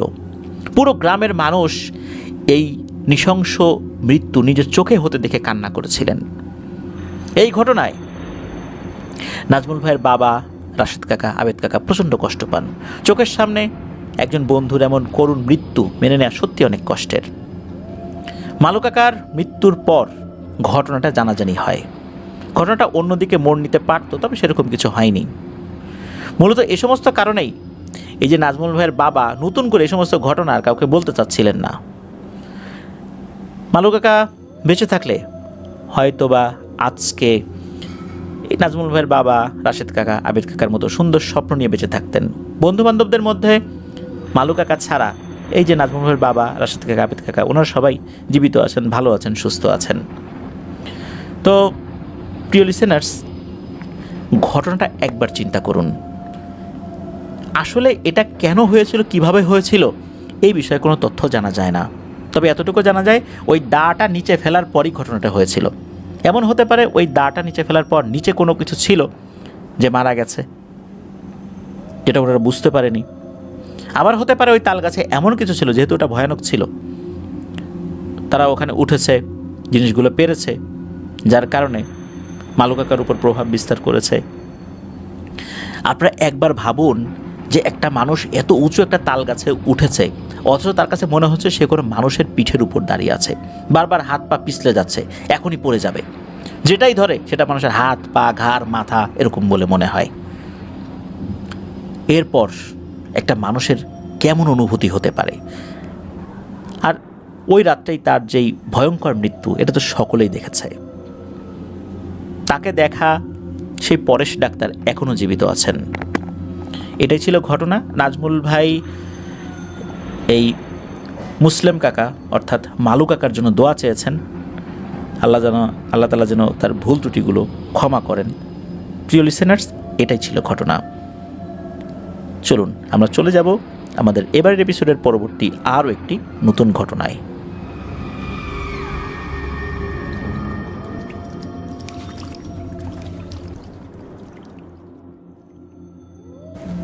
আবারও স্বাগতম জানাচ্ছি প্রিয় লিসেনার্স আমাদের থার্সডে নাইটের 157তম আয়োজনের নতুন আরও একটি ঘটনায়। এখন যার ঘটনা আপনাদের সাথে শেয়ার করব, ওনার বেশ কয়েকটি ঘটনা ইতিমধ্যে আমরা প্রচার করেছি। ওনার নাম মোহাম্মদ সজীব। উনি বর্তমানে টঙ্গীতে একটি চাকরি করছেন। ওনার বাড়ি ময়মনসিংহ জেলার নান্দাইল উপজেলার আমদাবাদ গ্রামে। ঘটনাটি ওনার বাবার সাথেই ঘটেছিল 2010 সালের দিকে। ওনার বাবার নাম মোহাম্মদ হাবিবুর রহমান। ওই সময় উনি 5 মিশালি ফলের ব্যবসা করতেন, ওই নান্দাইল বাজারেই আর কি। যখন যে ফলের সিজন, তখন তিনি সেই ফলের ব্যবসা করতেন। তো প্রতিদিন ব্যবসা শেষ করে পরবর্তী দিন যেই ফলের যে চালানটা, এইটাও তো তাকে রেডি করতে হবে। এই সমস্ত কাজ শেষ করে দোকান বন্ধ করে বাড়িতে ফেরত আসতে আসতে ওনার রাত প্রায় 12টা 12:30 বাজতই। যেদিন বেচাকেনা ভালো হতো সেদিন আরও বেশি সময় লাগতো, আবার দেখা গেল যেদিন মাল আসতে দেরি হচ্ছে ওই দিনও অবশ্য দেরি হয়ে যেত। 2010 সালে ওনাদের ওই আমদাবাদ গ্রামে তখনও বিদ্যুৎ আসেনি। আর এখনকার তুলনায় তখনকার অবস্থা একটু অন্যরকম ছিল। যেমন রাত 8টা বাজলেই সব বাড়িতে সবাই ঘুমিয়ে যেত। যেই বাড়ির পুরুষ মানুষগুলো বাজারে থাকতো তারাও রাত 10টার মধ্যেই বাড়িতে ফেরত আসতো। তখনকার সময়ও রাত 10টা-11টা মানে তো অনেক রাত। শুধু এই সজীব ভাইয়ের বাবাই সবচাইতে দেরিতে বাড়িতে ফেরত আসতেন। অধিকাংশ সময় উনি একা একাই হেঁটে হেঁটে আসতেন। তো যেই রাত্রে ঘটনাটি ঘটে ওই রাত্রে ওনার দোকান বন্ধ করতে করতে রাত প্রায় 2টো বেজে যায়। ওনার যে গ্রাম ওই আমদাবাদ গ্রাম, ওই নান্দাইল বাজার থেকে আমদাবাদ গ্রামে যেতে হবে, তো সেই গ্রামের দূরত্ব প্রায় 1.5 থেকে 2 কিলোমিটার। ওনাদের যে রাস্তাটা ছিল ইটের সলিং করা, মানে ইটের রাস্তাটা ছিল। রাস্তাটা আবার পুরনো হয়ে গিয়েছিল, জায়গায় জায়গায় ইট উঠে গেছে, খানা খন্দক ছিল, ভাঙাচোরা ছিল। ওই রাত্রে উনি যখন বাজার থেকে বাইরে বের হয়েছেন, বের হওয়ার পর যখন গ্রামের রাস্তায় ঢুকেছেন তখন উনি রাস্তা কোনোভাবেই আর দেখতে পারছেন না। কোনো কারণে ওই দিন উনি টর্চ লাইটটা আনতে পারেন নাই। অন্য দিন যতটুকু অন্ধকার থাকে অনায়াসেই উনি হেঁটে চলে আসতে পারেন, কিন্তু ওই রাত কি অমাবস্যা ছিল না কি ছিল উনি বুঝতে পারছিলেন না। খুব ঘুটঘুটে অন্ধকার ছিল, এমন গুমোট অন্ধকার আগে কখনো এরকম অন্ধকার উনি হয়তো বা ফিল করেন নাই, এমনটাই মনে হচ্ছিল। উনি চিন্তা করছেন যে যাব কিভাবে, এই অন্ধকার রাস্তায় হাঁটতে গিয়ে না জানি কোন খানাখন্দকে পড়ে যায়, হাত পা না ভাঙে। উনি এইসব চিন্তা করছেন, কোনো প্যারানর্মাল কোনো কিছু উনি আসলে ভাবেন নাই। তো উনি আস্তে আস্তে হাঁটছেন, কারণ ছোটো বড়ো গর্ত আছে তো বিভিন্ন জায়গায় রাস্তায়। তো রাস্তার পাশ দিয়ে আবার ছোটোখাটো জঙ্গলও আছে। আসার পথে আবার কয়েকটা মোড় পড়ে, এর মধ্যে 3 রাস্তার মোড় রয়েছে, 4 রাস্তার মোড় রয়েছে। তো প্রথমে পরে 4 রাস্তার মোড়। উনি যখন 4 রাস্তার মোড়ে আসছেন, ওই মোড়টা যখনই ঘুরেছেন তখন হাতের বাম পাশে যে একটা জঙ্গল সাইড রয়েছে ওর ভিতরে উনি একটা অদ্ভুত জিনিস দেখতে পান। উনি দেখতে পান সাদা ধবধবে একটা ঘোড়া। এত অন্ধকার চারদিকে, এই ঘোড়াটিকে উনি 10 থেকে 15 হাত দূর থেকে স্পষ্ট দেখতে পাচ্ছেন। এতটা স্পষ্ট দেখতে পাচ্ছেন, ঘোড়াটির চোখের যে মণি এটা উনি দেখতে পাচ্ছেন। আর ঘোড়াটা একটা জায়গায় দাঁড়িয়ে আছে। তখনও হয়তো বা ঘোড়াটা এই সজীব ভাইয়ের বাবাকে দেখেনি, সে এক জায়গায় একটু নড়াচড়া করছে। যখন সজীব ভাইয়ের বাবা দাঁড়িয়ে যান, ঘোড়াটাকে দেখছেন, হঠাৎ করে ঘোড়াটার সাথে তো চোখাচোখি হয়ে যায়। তখন ওই ঘোড়াটা বারবার ঘাড় ঘুরিয়ে সজীব ভাইয়ের বাবাকে দেখছে। মনে হচ্ছে সজীব ভাইয়ের বাবাকে দেখে সেও অবাক হয়েছে যে তাকে এই লোক দেখে ফেলেছে। মনে হচ্ছে সেও ভাবতে পারছে না তাকে কেউ দেখে ফেলেছে। তখনও কিন্তু সজীব ভাইয়ের বাবা চিন্তা করতে পারেননি এটা প্যারানর্মাল কিছু হতে পারে। চিন্তা করছেন হয়তো বা কারো ঘোড়াই হবে। হঠাৎ করে তার মনে পড়ে যে আরে আমাদের গ্রাম কেন, আশেপাশে 10 গ্রামের মধ্যেও তো কোনো ঘোড়া নেই। আর সাদা ঘোড়া তো উনি কখনো দেখেনি নাই বিগত মানে বহু বছর ধরে। তাহলে এটা কোত্থেকে আসলো? এটা কি ঘোড়া না অন্য কিছু? ঠিক তখনই ওনার বাবার শরীরে ভয়ের স্রোত বয়ে যায়, শরীর দিয়ে ঘাম বের হতে থাকে। সাহস করে আবারও সেই ঘোড়াটার দিকে তাকান, দেখতে পান এবার ঘোড়াটিও এক দৃষ্টিতে মানে এক ধ্যানে ওনার বাবার দিকে তাকিয়ে আছেন। এত ভয়ের মাঝে ওনার বাবা যা সূরা কিরাত জানতেন সেগুলো তো পড়ছেন, পরে শরীর বন্ধ করছেন। এবার মনে হচ্ছে ঘোড়াটি রেগে গিয়েছে। 2 পা উঁচু করে, ঘোড়া যেভাবে ডাকে সেভাবে ডাকছে। ঘোড়া অনেক সময় রেগে গেলে 2 পা উঁচু করে পেছনে 2 পায়ে দাঁড়ানোর চেষ্টা করে, ঠিক ওইভাবে সে সেটা করছে। আর ওই অবস্থাতে মানে পেছনের 2 পা দিয়ে হেঁটে হেঁটে, মানে সামনে 2 পা উঁচু করে পেছনের 2 পা হেঁটে হেঁটে চিৎকার করতে করতে সজীব ভাইয়ের বাবার দিকে এগিয়ে আসছে। সজীব ভাইয়ের বাবা তখন চিন্তা করছেন আমি যদি এখন দৌড় দেই এটার সাথে কি আমি দৌড়ে পারবো? চারপাশে এত অন্ধকার, আর এই রাস্তায় যে খানাখন্দক আছে, আমি তো এর ভিতরে মুখ থুবড়ে পড়ে আমার হাত পা আর কিছুই আস্ত থাকবে না, মাথায় আঘাত লেগে এখানেই আমি মারা যেতে পারি। এদিকে ভয়ে ওনার কলিজা ফেটে যাওয়ার মতো অবস্থা। তখন উনি আরও একটা জিনিস দেখতে পান, ওই ঘোড়াটা এগিয়ে আসতে আসতে একদম 3 থেকে 4 হাতের ব্যবধানে চলে আসছে। এবার তো ওনার আরও ভয় লাগে, ওনার হাত পা অবশ হতে শুরু করে। এদিকে জোরে জোরে দোয়া পড়ছে, এতক্ষণ তো মনে মনে পড়ছে, এবার জোরে জোরে দোয়া পড়ছেন, আল্লাহকে রাখছে, আল্লাহ বাঁচাও আল্লাহ বাঁচাও। সব কিছু কিন্তু এমনভাবে হচ্ছে, ওনার চোখের সামনে ঘটছে। এর মাঝেই কিন্তু ওনার বাবা আস্তে আস্তে হাঁটছেন। আর ঘোড়াটিকেও কিন্তু ওনার বাবা এতটা বুঝতে দেননি যে ওনার ভয়ের মাত্রাটা, যে আসলে কোন মাত্রা উনি ভয় পেয়েছেন। উনি আস্তে আস্তে আগাচ্ছেন, আস্তে আস্তে যাচ্ছেন যাচ্ছেন যাচ্ছেন। কিছুটা সময় পর পেছন দিকে তাকিয়ে দেখেন সেই ঘোড়াটি নাই, মানে সব কিছু স্বাভাবিক। ঝিঝি পোকার ডাকের শব্দ উনি শুনতে পেলেন, স্বস্তির নিঃশ্বাস ফেলেন, আলহামদুলিল্লাহ বলেন যে আল্লাহ বাঁচিয়েছেন। এরপর উনি আবার বাড়ির দিকে আগানো শুরু করেন। এরপরে আর একটা মোড় আছে, সেই মোড়ে যখন চলে আসছেন, তো ওই মোড়ে আসার পর ওই মোড়ে হাতের বাম পাশে ছিল এক চিলতে ধানি জমি, এরপর আর একটা জঙ্গল রয়েছে। তো সেই ধানি জমির জায়গা থেকে একটা পুকুর, সেই পুকুরের এক পাশে একটা জঙ্গল, জঙ্গলটা পুকুর ঘেঁষে। তো প্রথম ভয়টা কাটিয়ে ওনার বাবা যখন সেই পুকুরের কিনারার কাছাকাছি বা সমান সমান এরকম একটা জায়গা নিয়ে আসছেন, তখন ওনার বাবা দেখতে পান আর একটা ভয়ঙ্কর দৃশ্য। ওনার হাতের বাম পাশে পুকুরের ওই পারে জঙ্গলের সাইড একটি বাঁশঝাড় রয়েছে। বাঁশঝাড়টা পুকুরের কোনায় মনে হচ্ছে একদম ঝুলে আছে। আসলে কিন্তু বাঁশঝাড়টা কোনোভাবেই ঝুলে ছিল না, উনি অন্যান্য সময় যখন গিয়েছেন তখন কিন্তু এটা দেখেননি। আর এই যে কিছুক্ষণ আগে একটা বিকট অন্ধকার ছিল, এখন কিন্তু ওরকমটা মনে হচ্ছে না। এখন মনে হচ্ছে উনি অন্ধকারের মধ্যেও অনেক কিছু স্পষ্ট দেখতে পাচ্ছেন। ওই বাঁশঝাড়ের ওখানে দেখা যাচ্ছে ওই সাদা ঘোড়াটা দাঁড়িয়ে আছে, সেটা তার মতো করে শব্দ করছে, চিৎকার করছে।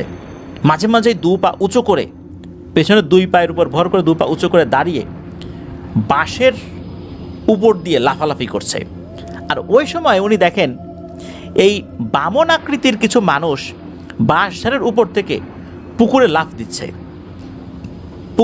দিচ্ছে, কিন্তু লাফ দেওয়ার পর কেউ আর ভেসে উঠছে না। আর ঘোড়াটা কিন্তু ওই অনবরত বাঁশের এপাশ ওপাশ দৌড়াদৌড়ি করছে আর চিৎকার করছে। এত অন্ধকারের মধ্যেও এই যে এই জিনিসগুলোকে উনি দেখছেন, শনাক্ত করতে পারছেন, আসলে কি ওনার চোখে আলাদা কোনো শক্তি চলে এসেছিল যার কারণে উনি দেখছেন। আরও একটা ব্যাপার, উনি চোখ সরাতে পারছেন না, চাইলেও কোনো একটা আকর্ষণ কাজ করছে, উনি তাকিয়েই আছেন এগুলোর দিকে। বামন আকৃতির মানুষগুলো এই যে বাঁশের উপর থেকে ঝপাস ঝপাস করে লাফিয়ে পড়ছে পানিতে। তো এইসব দেখতে দেখতে ওনার বাবার সারা শরীর কিন্তু ঘেমে একদম ভিজে গেছে। তো ওনার বাবা যখন 3 রাস্তার মোড়ে পৌঁছে গেলেন, এবার রাস্তার যেই মোড়, ওখানে 3 রাস্তা 4 রাস্তা তো ছিলই, তো রাস্তার মোড়ের বাম সাইডে পুকুরের পাশ ঘেঁষে যে জঙ্গলের ভেতর দিয়ে চলে গেছে একটা রাস্তা, ওই জঙ্গলটা পেরিয়ে হাতের ডান পাশে মোড় নিলে ওনাদের বাড়ি। তো সেদিন রাস্তার মোড় থেকে ওনাদের বাড়ি আসতে বেশ কষ্টই পেতে হয়েছিল, আর ওখান থেকে বাড়িতে আসতে 3 থেকে 4 মিনিট সময় লাগে। তো ওনার বাবা ভাবছেন জঙ্গলের ভেতরে সেই 2-3 মিনিটের রাস্তাটা কীভাবে পার হবেন, বা 3-4 মিনিটের রাস্তা কীভাবে পার হবেন, এসব ভাবতে ভাবতে আবারও সেই বাঁশঝাড়ের দিকে একবার তাকালেন। এবার দেখলেন সেখানে কিছুই নাই। তো এতক্ষণ যে অবয়বগুলো দেখছিলেন সেখানে এক অন্ধকার গুমোট অবস্থা। আকাশ মনে হচ্ছে এবার কিছুটা আলোকিত। এই কারণে বলছি, এবার মনে হচ্ছে আকাশে কিছুটা চাঁদ দেখা যাচ্ছে, আর এই আলোর মধ্যে দৈত্যাকার এই বাঁশঝাড়টা দাঁড়িয়ে আছে। আবারও চারপাশে ঝিঝি পোকার শব্দ। অদ্ভুত ব্যাপার হলো, যখনই ওই ঘোড়াটা এবং ওই বামনগুলো আসে, বা এর আগে যখন দেখেছিলেন বা পরে দেখলেন, ওই সময় আশেপাশে কোনো ঝিঝি পোকার শব্দ উনি শোনেন নাই। মনে হতো যে ওই ঝিঝি পোকার শব্দগুলো এখন আর শোনা যাচ্ছে না। আসলেই কি তাই, নাকি আসলে ঝিঝি পোকাগুলো ডাকা বন্ধ করে দিয়েছিল? আল্লাহর নাম নিয়ে ওনার বাবা জঙ্গলটা পেরিয়ে বাড়িতে আসেন। জঙ্গলের ভেতরে উনি আর কিছু দেখেন নাই। ওই জঙ্গলের ভেতরে কিন্তু ভয়ঙ্কর কিছু দেখার কথা ছিল, কিন্তু ওইখানে উনি কিছু দেখেন নাই। তো ওনার বাবা বাড়িতে এসে সজীব ভাইয়ের দাদিকে ডাক দেন। দাদি ঘর থেকে বের হয়ে এসে বলেন যে, কী রে, এত রাত হলো কেন দোকান বন্ধ করতে করতে? তখন ওনার বাবা দেখলেন যে রাত তখন প্রায় 3:30 বাজে। তখন ওনার দাদির কাছে সব কিছু খুলে বলেন। তখন ওনার দাদি বলেন, তুই এগুলোর দিকে তাকাইছিলি কেন? এগুলোর দিকে তাকাইতে নাই, তাকালে অনেক ক্ষতি হয়ে যায়। আর যেহেতু এইগুলো দেখছিস, তাড়াতাড়ি গোসল করে নে, গোসল করে ঘরে আয়, তারপর খাওয়া দাওয়া করবি। তো অদ্ভুত ব্যাপার হলো যে ওনার বাবা যে জিনিসগুলো দেখেছেন, এগুলো নাকি সজীব ভাইয়ের দাদি অনেক আগেই দেখেছেন, কিন্তু কখনো কাউকে বলেন নাই। এইটা ঘটার পর ওনার দাদি বলেছিলেন যে উনিও নাকি এগুলো দেখেছিলেন। তো যাই হোক, ওনার বাবা গোসল করে খাওয়া দাওয়া করে ঘুমিয়ে পড়েন। আল্লাহর রহমতে ওনার বাবার কোনো ক্ষয়ক্ষতি হয় না, জ্বরও হয়নি। সাধারণত এই ধরনের ভয় পেলে মানুষের জ্বর হয়, আবার অনেকে মারাও যায়। আল্লাহর রহমতে ওনার বাবার তেমন কিছু হয় নাই। এটা ছিল ওনার বাবার সাথে ঘটে যাওয়া একটি ঘটনা। তবে ঘটনা এখানে শেষ না। এই ঘটনার পর ওনার বাবা কিছুদিন কি করেছেন, খুব তাড়াতাড়ি দোকান বন্ধ করে মানুষের সাথে বাড়িতে ফিরতেন। উনি তো আগে একা একা ফিরতেন, এবার মানুষের সাথে ফিরতেন। এইভাবেই বেশ অনেকগুলো দিন কেটে যায়। ওনার বাবা প্রায় ভুলেই গিয়েছিলেন সেই আগের ঘটনাটা। আবার তার মধ্যে আগের অভ্যাসটা ফেরত আসে, আবার দেরিতে দোকান বন্ধ করা। তো এভাবে উনি দোকান দেরিতে বন্ধ করতেন। আসলে পরিবারের উপার্জনক্ষম ব্যক্তি উনি তো একা, কামে রোজগার তো করতে হবে। তাড়াতাড়ি দোকান বন্ধ করে দিলে তখন কিন্তু বেচা কেনাও কম হয়। অনেক সময় রাতের বেলা বাস থেকে যে লোকগুলো নামে তারা বাড়িতে যাওয়ার সময় অনেক ফলমূল কিনে নিয়ে যায়, এই জন্য রাতের বেলাও বেচা কেনাটাও একটু বেশি হতো। এখন তাড়াতাড়ি দোকান বন্ধ করলে তো আর সে বেচা কেনা হবে না। এই কারণেই মূলত আস্তে আস্তে আবার সেই আগের অভ্যাসটাতে উনি ফেরত আসেন। তো এইভাবে তেমন একদিন ওনার বাবা রাতের বেলা বাড়িতে ফিরছেন, রাত প্রায় 1টা বাজে তখন। তো বাজারের ব্যাগ ছিল, জ্যোৎস্না রাত ছিল অবশ্য ওই রাতটা, চারপাশে চাঁদের আলো বেশ ভালোই ছিল। তো মেইন রোড থেকে নেমে গ্রামের রাস্তা উনি হাঁটছেন, হাঁটতে হাঁটতে ওই 4 রাস্তার মোড় ক্রস করে 3 রাস্তা, তো ওইখানে যে পুকুর রাস্তার মোড়ে, তারপরে বাসার বা এরকম কিছু আছে আর কি। তো পুকুরের প্রথম কোনায় কিছু একটা জুড়ে জমাট বাঁধা অন্ধকারের মতো মনে হচ্ছে, মানে সব জায়গায় মনে হচ্ছে জ্যোৎস্নার আলো আছে, আর ওই জায়গাটাতে একটা জমাট বাঁধা অন্ধকার। চারপাশে এত আলো কিন্তু চাঁদের আলো মনে হচ্ছে ওই জায়গাতে ঢুকতে পারছে না। ওনার বাবা কিছুটা কৌতূহলী ভাব নিয়ে এগিয়ে গিয়ে দেখতে চাইলেন যে আসলে জায়গায় জিনিসটা কি আছে। তো ওই অন্ধকারটার 4-5 হাত দূরে যখন উনি আছেন তখন উনি চমকে ওঠেন, ভীষণ ভয় পেলেন উনি। সমস্ত শরীর লোমগুলো দাঁড়িয়ে গেল। উনি দেখতে পেলেন একটা বিশাল মুখ সেই অন্ধকারটা জুড়ে দাঁড়িয়ে আছে, কোনো শরীর নাই। গলা থেকে মাথা পর্যন্ত দেখা যাচ্ছে শুধু গলার নিচের জায়গাটা কালো ধোঁয়ায় ঢাকা, শুধু মুখমণ্ডলটা দেখা যাচ্ছে। সেই মুখটা এতটা বিভৎস সেটা সহ্য করার মতো না।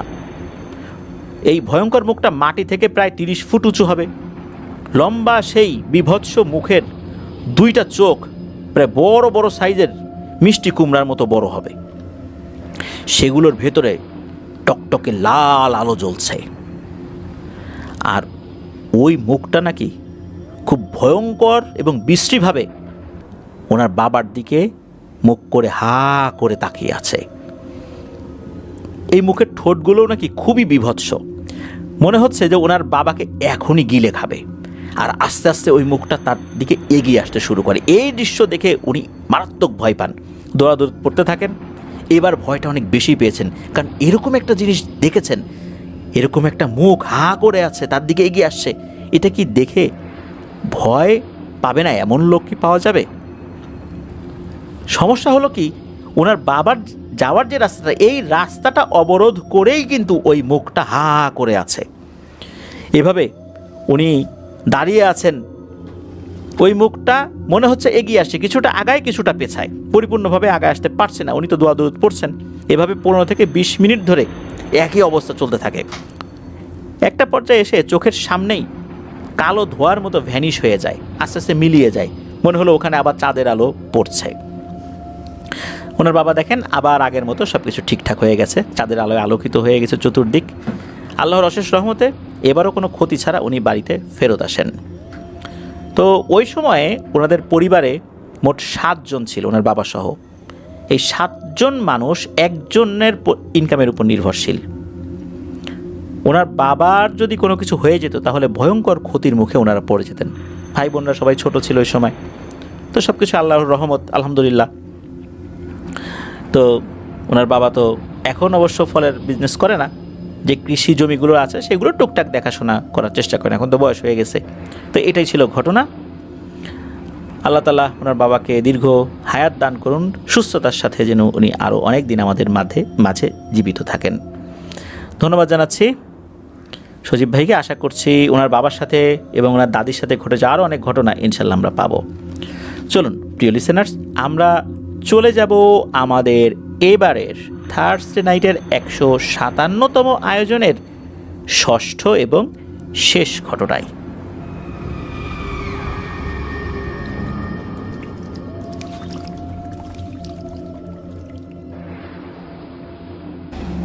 প্রিয় লিসেনার্স, দেখতে দেখতে কিন্তু আমরা চলে এলাম আমাদের এবারের থার্সডে নাইটের 157তম আয়োজনের ষষ্ঠ এবং শেষ ঘটনায়।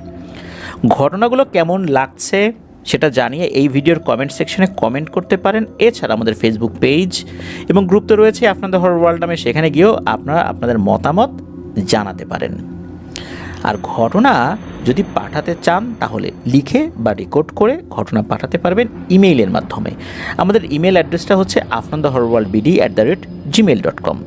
স্পেলিংটা বলে দিচ্ছি, AFNANTHEHORRORWORLDBD, afnantheHorrorWorldBD@gmail.com। স্পেলিংটাও আমরা আমাদের ভিডিওর ডেসক্রিপশনে দিয়ে রেখেছি, সেখানে গিয়ে স্পেলিংটা চেক করে নিতে পারবেন। প্রিয় লিসেনার্স, এখন যে ঘটনাটি আপনাদের সাথে শেয়ার করব, এই ঘটনাটি আমাদেরকে যিনি দিয়েছেন ওনার পাঠানো বেশ কয়েকটি ঘটনাও কিন্তু ইতোমধ্যে আমরা প্রচার করেছি। ওনার নাম শেখ মিকাইল আহমেদ, ওনার বাড়ি মাগুরা জেলায়। উনি বাংলাদেশের স্বনামধন্য প্রথম সিরিয়ালের একটি পত্রিকায় চাকরি করছেন, থাকছেন ঢাকাতেই। তো এই ঘটনাটি উনি ওনার ছোট দাদির কাছ থেকে শর্ত সাপেক্ষে সংগ্রহ করেছেন। বেশ কিছু বিষয় প্রকাশ করতে নিষেধ করেছিলেন ওনার দাদি, তো সেভাবেই উনি ঘটনাটি সংগ্রহ করেছেন এবং আমাদের কাছে পাঠিয়েছেন। তো এটা একটা পারিবারিক ঘটনা। তো দাদির মেয়ে আর ওই বাড়ির নতুন বউ মূলত প্রথম যে ভয়ের মুখোমুখি হয়েছিলেন সেই ঘটনাটি দিয়ে শুরু করছি। তো একজন নাম হচ্ছে সুমি আর নতুন বউয়ের নাম হচ্ছে সুমনা। ঘটনাটি ঘটে 2024 সালের শেষের দিকে, খুব বেশি দিন আগের কথা না। তো ঘটনা শুরু করার আগে জায়গাটির বর্ণনাটা দেওয়া প্রয়োজন।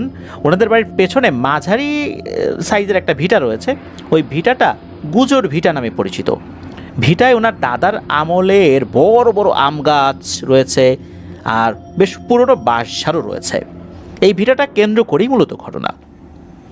তো এই যে গুজর ভিটা, এই শব্দটা মনে রাখবেন বা ভিটার কথাটা মনে রাখবেন লিসেনার্স। তো ওনাদের বাড়ি থেকে 100 ফুট দূরত্বে ছোট দাদার বাড়ি। সবে মাত্র 1 বছর হয়েছে ওনারা বাড়ি করেছেন। ছোট দাদারা নতুন বাড়ি করে থাকা শুরু করেছেন।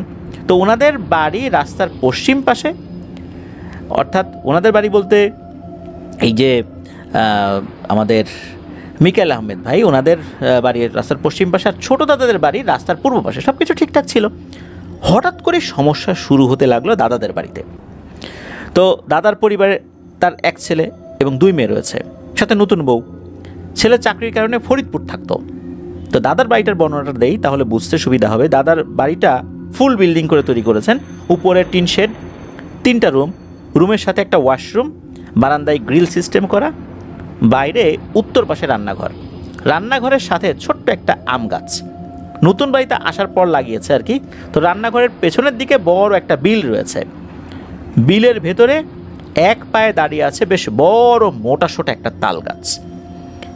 এখানে আষাঢ় মাসে চারদিকে পানি থই থই করে, খুব মনোরম পরিবেশ থাকে। এলাকার লোকদের মধ্যে কিন্তু ভালো একটা সুসম্পর্ক এবং একতাও রয়েছে।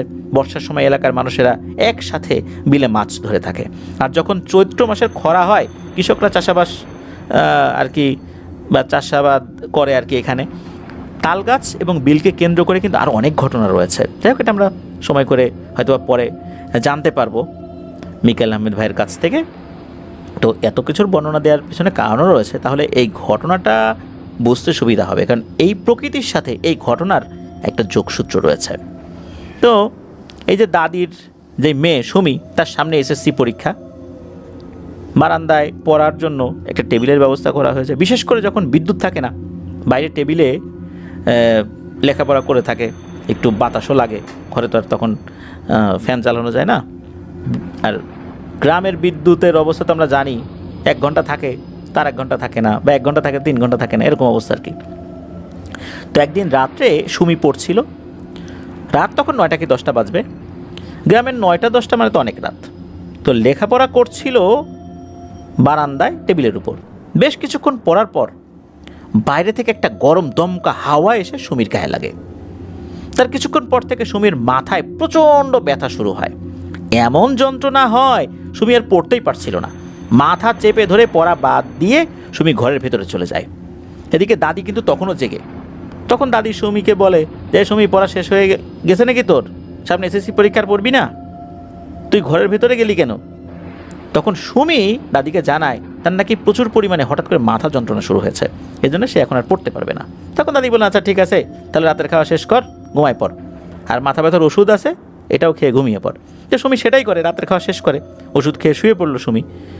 প্রথমে সবাই মনে করেছিলেন যে এটা সাধারণ মাথা যন্ত্রণা, সামনে এসএসসি পরীক্ষা, পড়ার চাপ, হতেই পারে মাথা যন্ত্রণা, ঠিকমতো ঘুমও হচ্ছে না পড়ার চাপের কারণে। কিন্তু ধারণাটা ছিল ভুল। সেদিন রাত্রে ঘটে এক ভয়ঙ্কর ঘটনা। সুমি তো রাতে ঘুমিয়ে আছে, রাত তখন গভীর, রাত তখন 2টো কি 3টা বাজবে আনুমানিক। সুমি ভয়ঙ্কর স্বরে দেয় এক চিৎকার। চিৎকার শুনে সবাই তো যায় দৌড়ে সুমির ঘরে, গিয়ে দেখে সুমি মুখের উপর হাত দিয়ে কান্নাকাটি করছে আর বলছে, আম্মু আমাকে বাঁচাও, ও আমাকে ভয় দেখাচ্ছে, আমাকে মেরে ফেলবে, কি ভয়ঙ্কর চেহারা, উফ আমি সইতে পারছি না।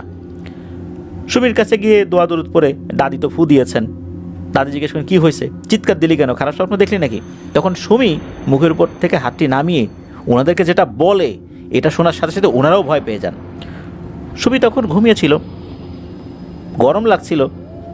সুমি প্রথমে মনে করেছিল বিদ্যুৎ চলে গেছে, হয়তো এই জন্য গরম লাগছে, কারণ ফ্যান তো ছিল মাথার উপরে। কিন্তু ঘুম ভেঙে সুমি দেখতে পায় তার ঘরের দরজার সামনে ভয়ঙ্কর 2 থেকে 3 ফুট উচ্চতার লাল আগুনের মতো একটা অবয়ব দাঁড়িয়ে আছে। এই মুখটাকে শেয়ালের মতো না বিড়ালের মতো, এটা ঠিক বুঝতে পারছে না। চোখ দুটো সবুজ, জল করছে, সুমির দিকে তাকিয়ে হাসছে, কিন্তু সেই হাসির কোনো শব্দ হচ্ছে না।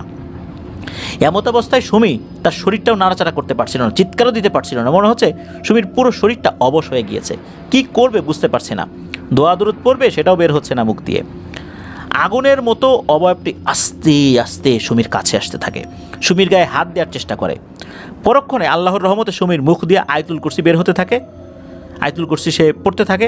যেই না শুরু করেছে আয়াতুল কুরসি পড়া, তাৎক্ষণিকভাবে সুমি দেখে যে ওই জিনিসটা দরজা ভেদ করে গড়গড় শব্দ করতে করতে অদৃশ্য হয়ে গেল। ঠিক তখনই সুমি চিৎকার দিয়ে ওঠে। এটা শোনার পর দাদি, তারপর দাদা, ওনারাও তো ভয় পাইছেন অনেক।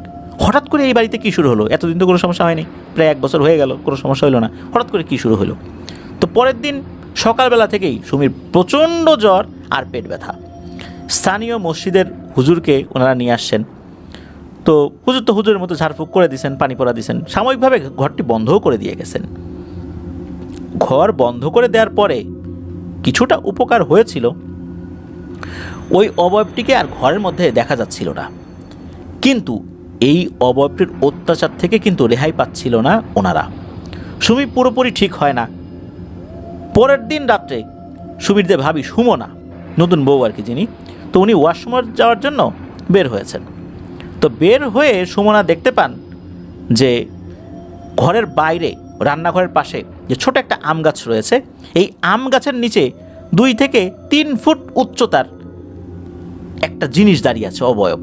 মনে হচ্ছে এই অবয়বটা আগুনের গোলার মতো, দূর থেকে গড়গড় শব্দ করছে, আর এই সুমনার দিকে আস্তে আস্তে এগিয়ে আসছে। তো ওয়াশরুমটা তো আর ঘরের বাইরে ছিল না, ঘরের বাইরে বলতে গ্রামের ওয়াশরুম ঘরের বাইরে থাকে, এটা তো ওরকম ছিল না। এটা তো 2024 সালের ঘটনা বলছি। ওয়াশরুমটা ওই ঘরের সাথেই লাগোয়াভাবে তৈরি করা হয়েছিল আর কি, উঠোনও যেতে হয় না এমনটা আর কি। তো উনি ওইখান থেকে ওটা দেখে এমন জোরে এক চিৎকার দিয়েছেন, ওইখানে অজ্ঞান হয়ে গেছেন ওয়াশরুমের বাইরে।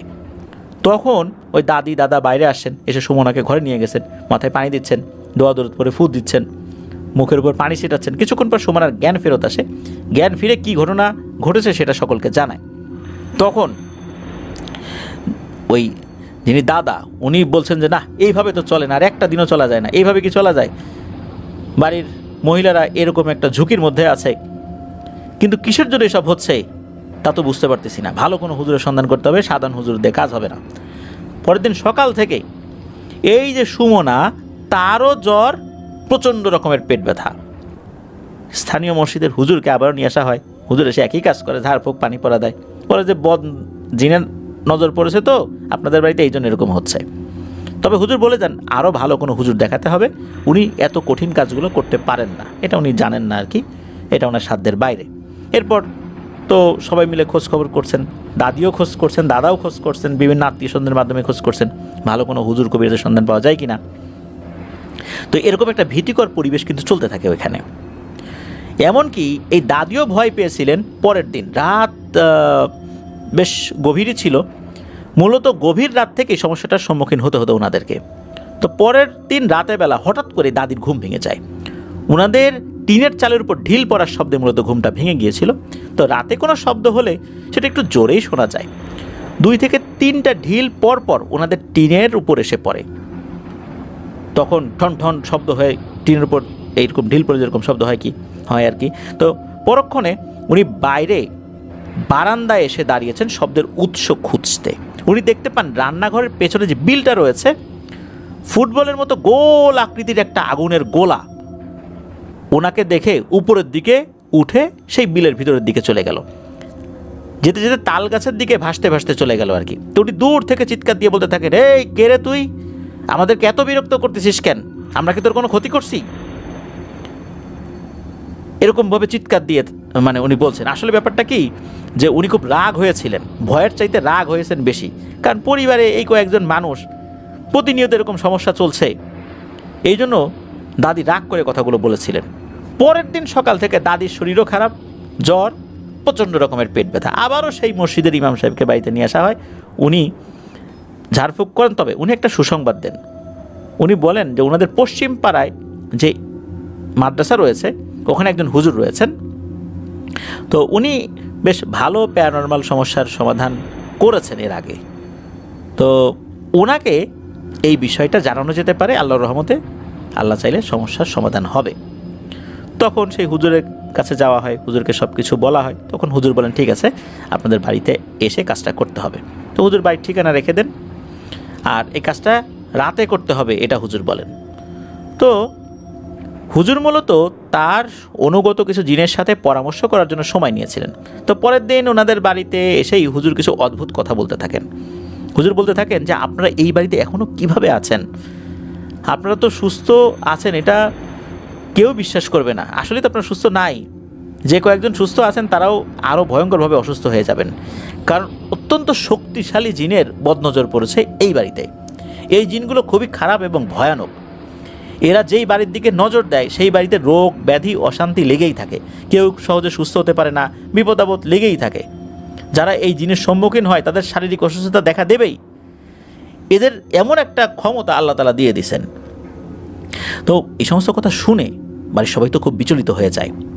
তারপর বাড়ির সব কথাও তো ওনাকে জানানো হয়েছে, কবে থেকে সমস্যা শুরু হয়েছে, কিভাবে হচ্ছে, আর এই বদজিনের হাত থেকে বাঁচার উপায়টা কী। তখন হুজুর সুমিকে ডাক দিতে বলেন। তো সুমি হুজুরের সামনে আসলে হুজুর তার ব্যাগ থেকে একটা কালো সুতা বের করে সুমির পা থেকে মাথা পর্যন্ত মাপ দিতে থাকেন। আশ্চর্যের বিষয়, যতবারই সুতা মাপ দেওয়া হয় ততবারই সুমির থেকে সুতাটি 3 ইঞ্চি খাটো দেখায়। তখন হুজুর ওনাদেরকে বলতে থাকেন যে আমি যা ভেবেছিলাম তাই হয়েছে, আপনার মেয়েকে এই জিনিসটা খুব ভালোভাবেই আসর করেছে। সমাধান করতে হলে এই মেয়ের উপর এই দুষ্টু জিনকে হাজির করতে হবে রুকিয়ার মাধ্যমে। তো ওনারা সবাই সম্মতি দেন। এরপর একটা গোল বৃত্তের মধ্যে সুমিকে বসানো হয়, হুজুর রুকিয়া শুরু করেন। সুমির মাথার উপরে ডান হাত রেখে বিড়বিড় করে হুজুর রুকিয়ার দোয়াগুলো পড়তে থাকেন। কিছুক্ষণ পর আশ্চর্যজনকভাবে ওনারা দেখতে পান হঠাৎ করে নাকি সুমি নাকি নাকি সুরে কথা বলতে থাকে। পুরুষও না, মেয়েও না, ভাঙা ভাঙা সুরে, আবার নাকি নাকি সুরে। তখন ওনারা বুঝতে পারেন যে ওই দুষ্টু জিনটা হাজির হয়েছে। এসেই তো হুজুরকে বিশ্রীভাবে গালিগালাজ করতে থাকে আর বলতে থাকে, কিরে হুজুর, আমাকে ডাকলি কেন, আমার কিছু করতে পারবি? হুজুর বলে, পারবো কি পারবো না ওটা পরে দেখা যাবে। তুই এই মেয়েটাকে আসর করছিস কেন, আর এই বাড়িতে এসে উৎপাত শুরু করছিস কেন? এরা তোর কি ক্ষতি করছে, আর তুই থাকিসই বা কোথায়, আর এখানে কিভাবে আসলি? প্রথমে তো বলতে চাচ্ছিল না জিনটা, পরে হুজুর বেতেল একটা লাঠি নিয়ে আসছিল সাথে করে। তখন একটা বিশেষ পদ্ধতিতে ওই জিনকে যখন আঘাত করা শুরু করে তখন মূলত ওই জিনটা বলতে থাকে। তখন ওই জিনটা বলতে থাকে যে রাস্তার পশ্চিম পাশে যে ভিটাটা রয়েছে ওইখানে একটা আম গাছ রয়েছে, তো ওই আম গাছে মূলত ওই জিনটা থাকতো। বজ্রপাতে আম গাছটি মারা যাওয়ার কারণে গাছটি কেটে ফেলা হয়েছে। ওই যে আমরা শুরুতে যে ভিটার কথা বলেছিলাম, গুজর ভিটা, মূলত ওই গুজর ভিটাতেই এই বামনটা থাকতো, এই বামন জিনটা। এখন তার নতুন করে থাকার জায়গা দরকার। আম গাছ থেকে এদের বাড়ি পার হয়ে বিলের ভিতরে যাচ্ছিল, মূলত এটাই এদের যাতায়াতের রাস্তা। এখন এই জায়গাতে বাড়ি করছে, এখন জিন বলে যে ওরা এখানে কেন বাড়ি করলো, আমার যাতায়াতকে বাধাগ্রস্ত করলো। এখন বিলের তাল গাছে আমি থাকি, আগে তো আম গাছে থাকতাম, এখন বিলের তাল গাছে থাকি, আগে গুজর ভিটায় থাকতাম, এখন তাল গাছে আসছি আর কি। আর এই মেয়েটা এই রাস্তার উপরে এক বিকেলবেলা চুল ছাড়া অবস্থায় হাঁটাহাঁটি করছিল। সন্ধ্যার সময় আমি ওকে দেখছি, পরন্ত বিকেলে যখন সন্ধ্যা লাগে লাগে ভাব, তো তখন ওকে দেখে আমি আকর্ষিত হয়েছি, এই জন্য একে আমি আসর করছি। আর এই ধরনের সমস্যা যদি কারো ক্ষেত্রে হয়ে থাকে তখন কিন্তু আমরা এদেরকে ছেড়ে যাই না। তখন ওই হুজুর বলে, ঠিক আছে, তোর এই কথার জবাব আমি দিতেছি। তোর যাতায়াতের পথ, তুই কোন দিক দিয়ে যাবি না যাবি, তার জন্য এরা নিজেদের জায়গার উপর ঘর বাড়ি করতে পারবে না, তা তো হবে না। এই ধরনের কথা হুজুর বলছিলেন, কিন্তু বলতে বলতে হয় কি, ওই জিনটা নাকি সুমিকে ছেড়ে চলে যায়, সুমি অজ্ঞান হয়ে যায়। তখন হুজুর বলেন যে সব কিছু তো শুনলেন এই দুষ্টু জিনের কথা, এখন বাড়িটাকে বন্ধ করে দিচ্ছি, আর এই দুষ্টু জিনটাকে বন্দি করতে হবে। ও তো একা, সহজে ওকে বন্দি করে ফেলতে পারবো, চিন্তা করবেন না। তখন ওই হুজুর 21টা বোতল নিয়ে এসে দিতে বলেন। আরও কিছু সামগ্রীর কথা বলেছিলেন আর কি, তো সেগুলো আনা হয়। এরপর নাকি হুজুর ওই দুষ্টু জিনকে বন্দি করবেন আর বাড়ি বন্ধ করে দেবেন। তো এই সমস্ত কথার ভেতরেই সুমির জ্ঞান ফেরত আসে। সে তো আর কিছু বলতে পারে না কী হয়েছে। তো যাই হোক, ওই রাত্রে আর কোনো সমস্যা হয়নি। তবে ওই রাত্রে বাড়ির চারপাশ থেকে শুধু অদ্ভুত শব্দ শোনা গিয়েছিল, কখনো বিড়ালের কান্না, কখনো কুকুরের কান্না, এরকম শব্দ ওনারা শুনেছিলেন। তবে এই সমস্ত শব্দ ওনারা পাত্তা দেন নাই। পরের দিন সন্ধ্যায় অনেক কষ্টে হুজুর ওই জিনটাকে বন্দি করতে সক্ষম হন। তো যখন ওই জিনটাকে হুজুর বন্দি করেছিলেন তখন নাকি বাড়ির চতুর্দিকে প্রচণ্ড পরিমাণে ঝড় শুরু হয়ে গিয়েছিল, মানে ঝড়ের মতো অনুভূতি তাদের আসছিল। তারপর বাইরে গাছপালাগুলোও নড়ছিল, অথচ বাড়ির বাইরে ঝড় মানে যদি হয় ডালপালা তো ভাঙবে, এরকম কোনো কিছু হয় নাই। তো হুজুর সুন্দর করে বাড়িটা বন্ধ করে দিয়ে চলে যান। 21টা বোতলের ভেতরে কাগজে আরবি লেখা ছিল। তো হুজুর এরপরে নামমাত্র একটা হাদিয়া নিয়ে চলে যান। ওনারা প্রশ্ন করেছিলেন, এই যে জিনটাকে বন্দি করলেন বোতলের মধ্যে, এটাকে নিয়ে কি করবেন?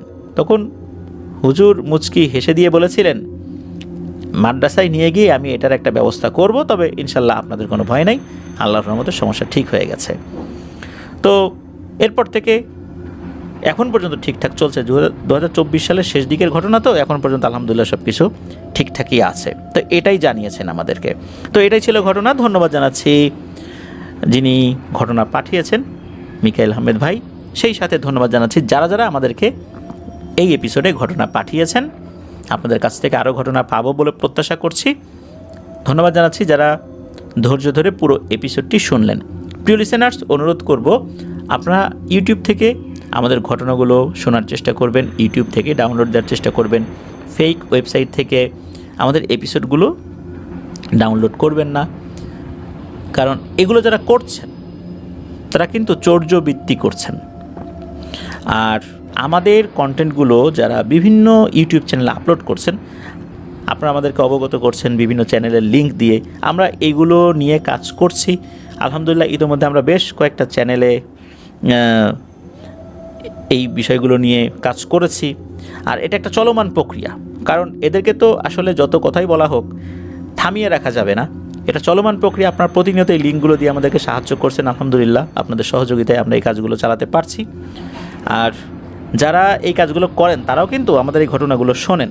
তো তাদের উদ্দেশ্যে বলছি যে যখন আমরা কোনো পদক্ষেপ নেই আমাদেরকে ইমেল করে যে ভুল করে ফেলেছি, আর হবে না। যারা একটা কন্টেন্ট আপলোড করে তারা কিন্তু জেনে বুঝেই করে যে এটাতে স্ট্রাইক আসতে পারে। এটা কোনো ভুল না, এটা একটা বড় অপরাধ। সুতরাং আমরা আমাদের পদক্ষেপগুলো কিন্তু নেবই। শুধু আমরা না, যারাই এই কাজটা করে, বিশেষ করে যারা এই ধরনের পদক্ষেপ নিয়ে থাকে, তাদের যেই কন্টেন্টগুলো এটা প্রোটেক্ট করার জন্য কখনোই এই ধরনের ইমেইলে তারা তাদের পদক্ষেপ থেকে সরে আসে না। আমরাও এটা আসি না। আমরা এই জায়গাতে খুবই স্ট্রিক্ট এবং আমরা এভাবেই থাকবো ইনশাল্লাহ। প্রিয় লিসেনার্স, আজকের এপিসোড থেকে বিদায় নিচ্ছি।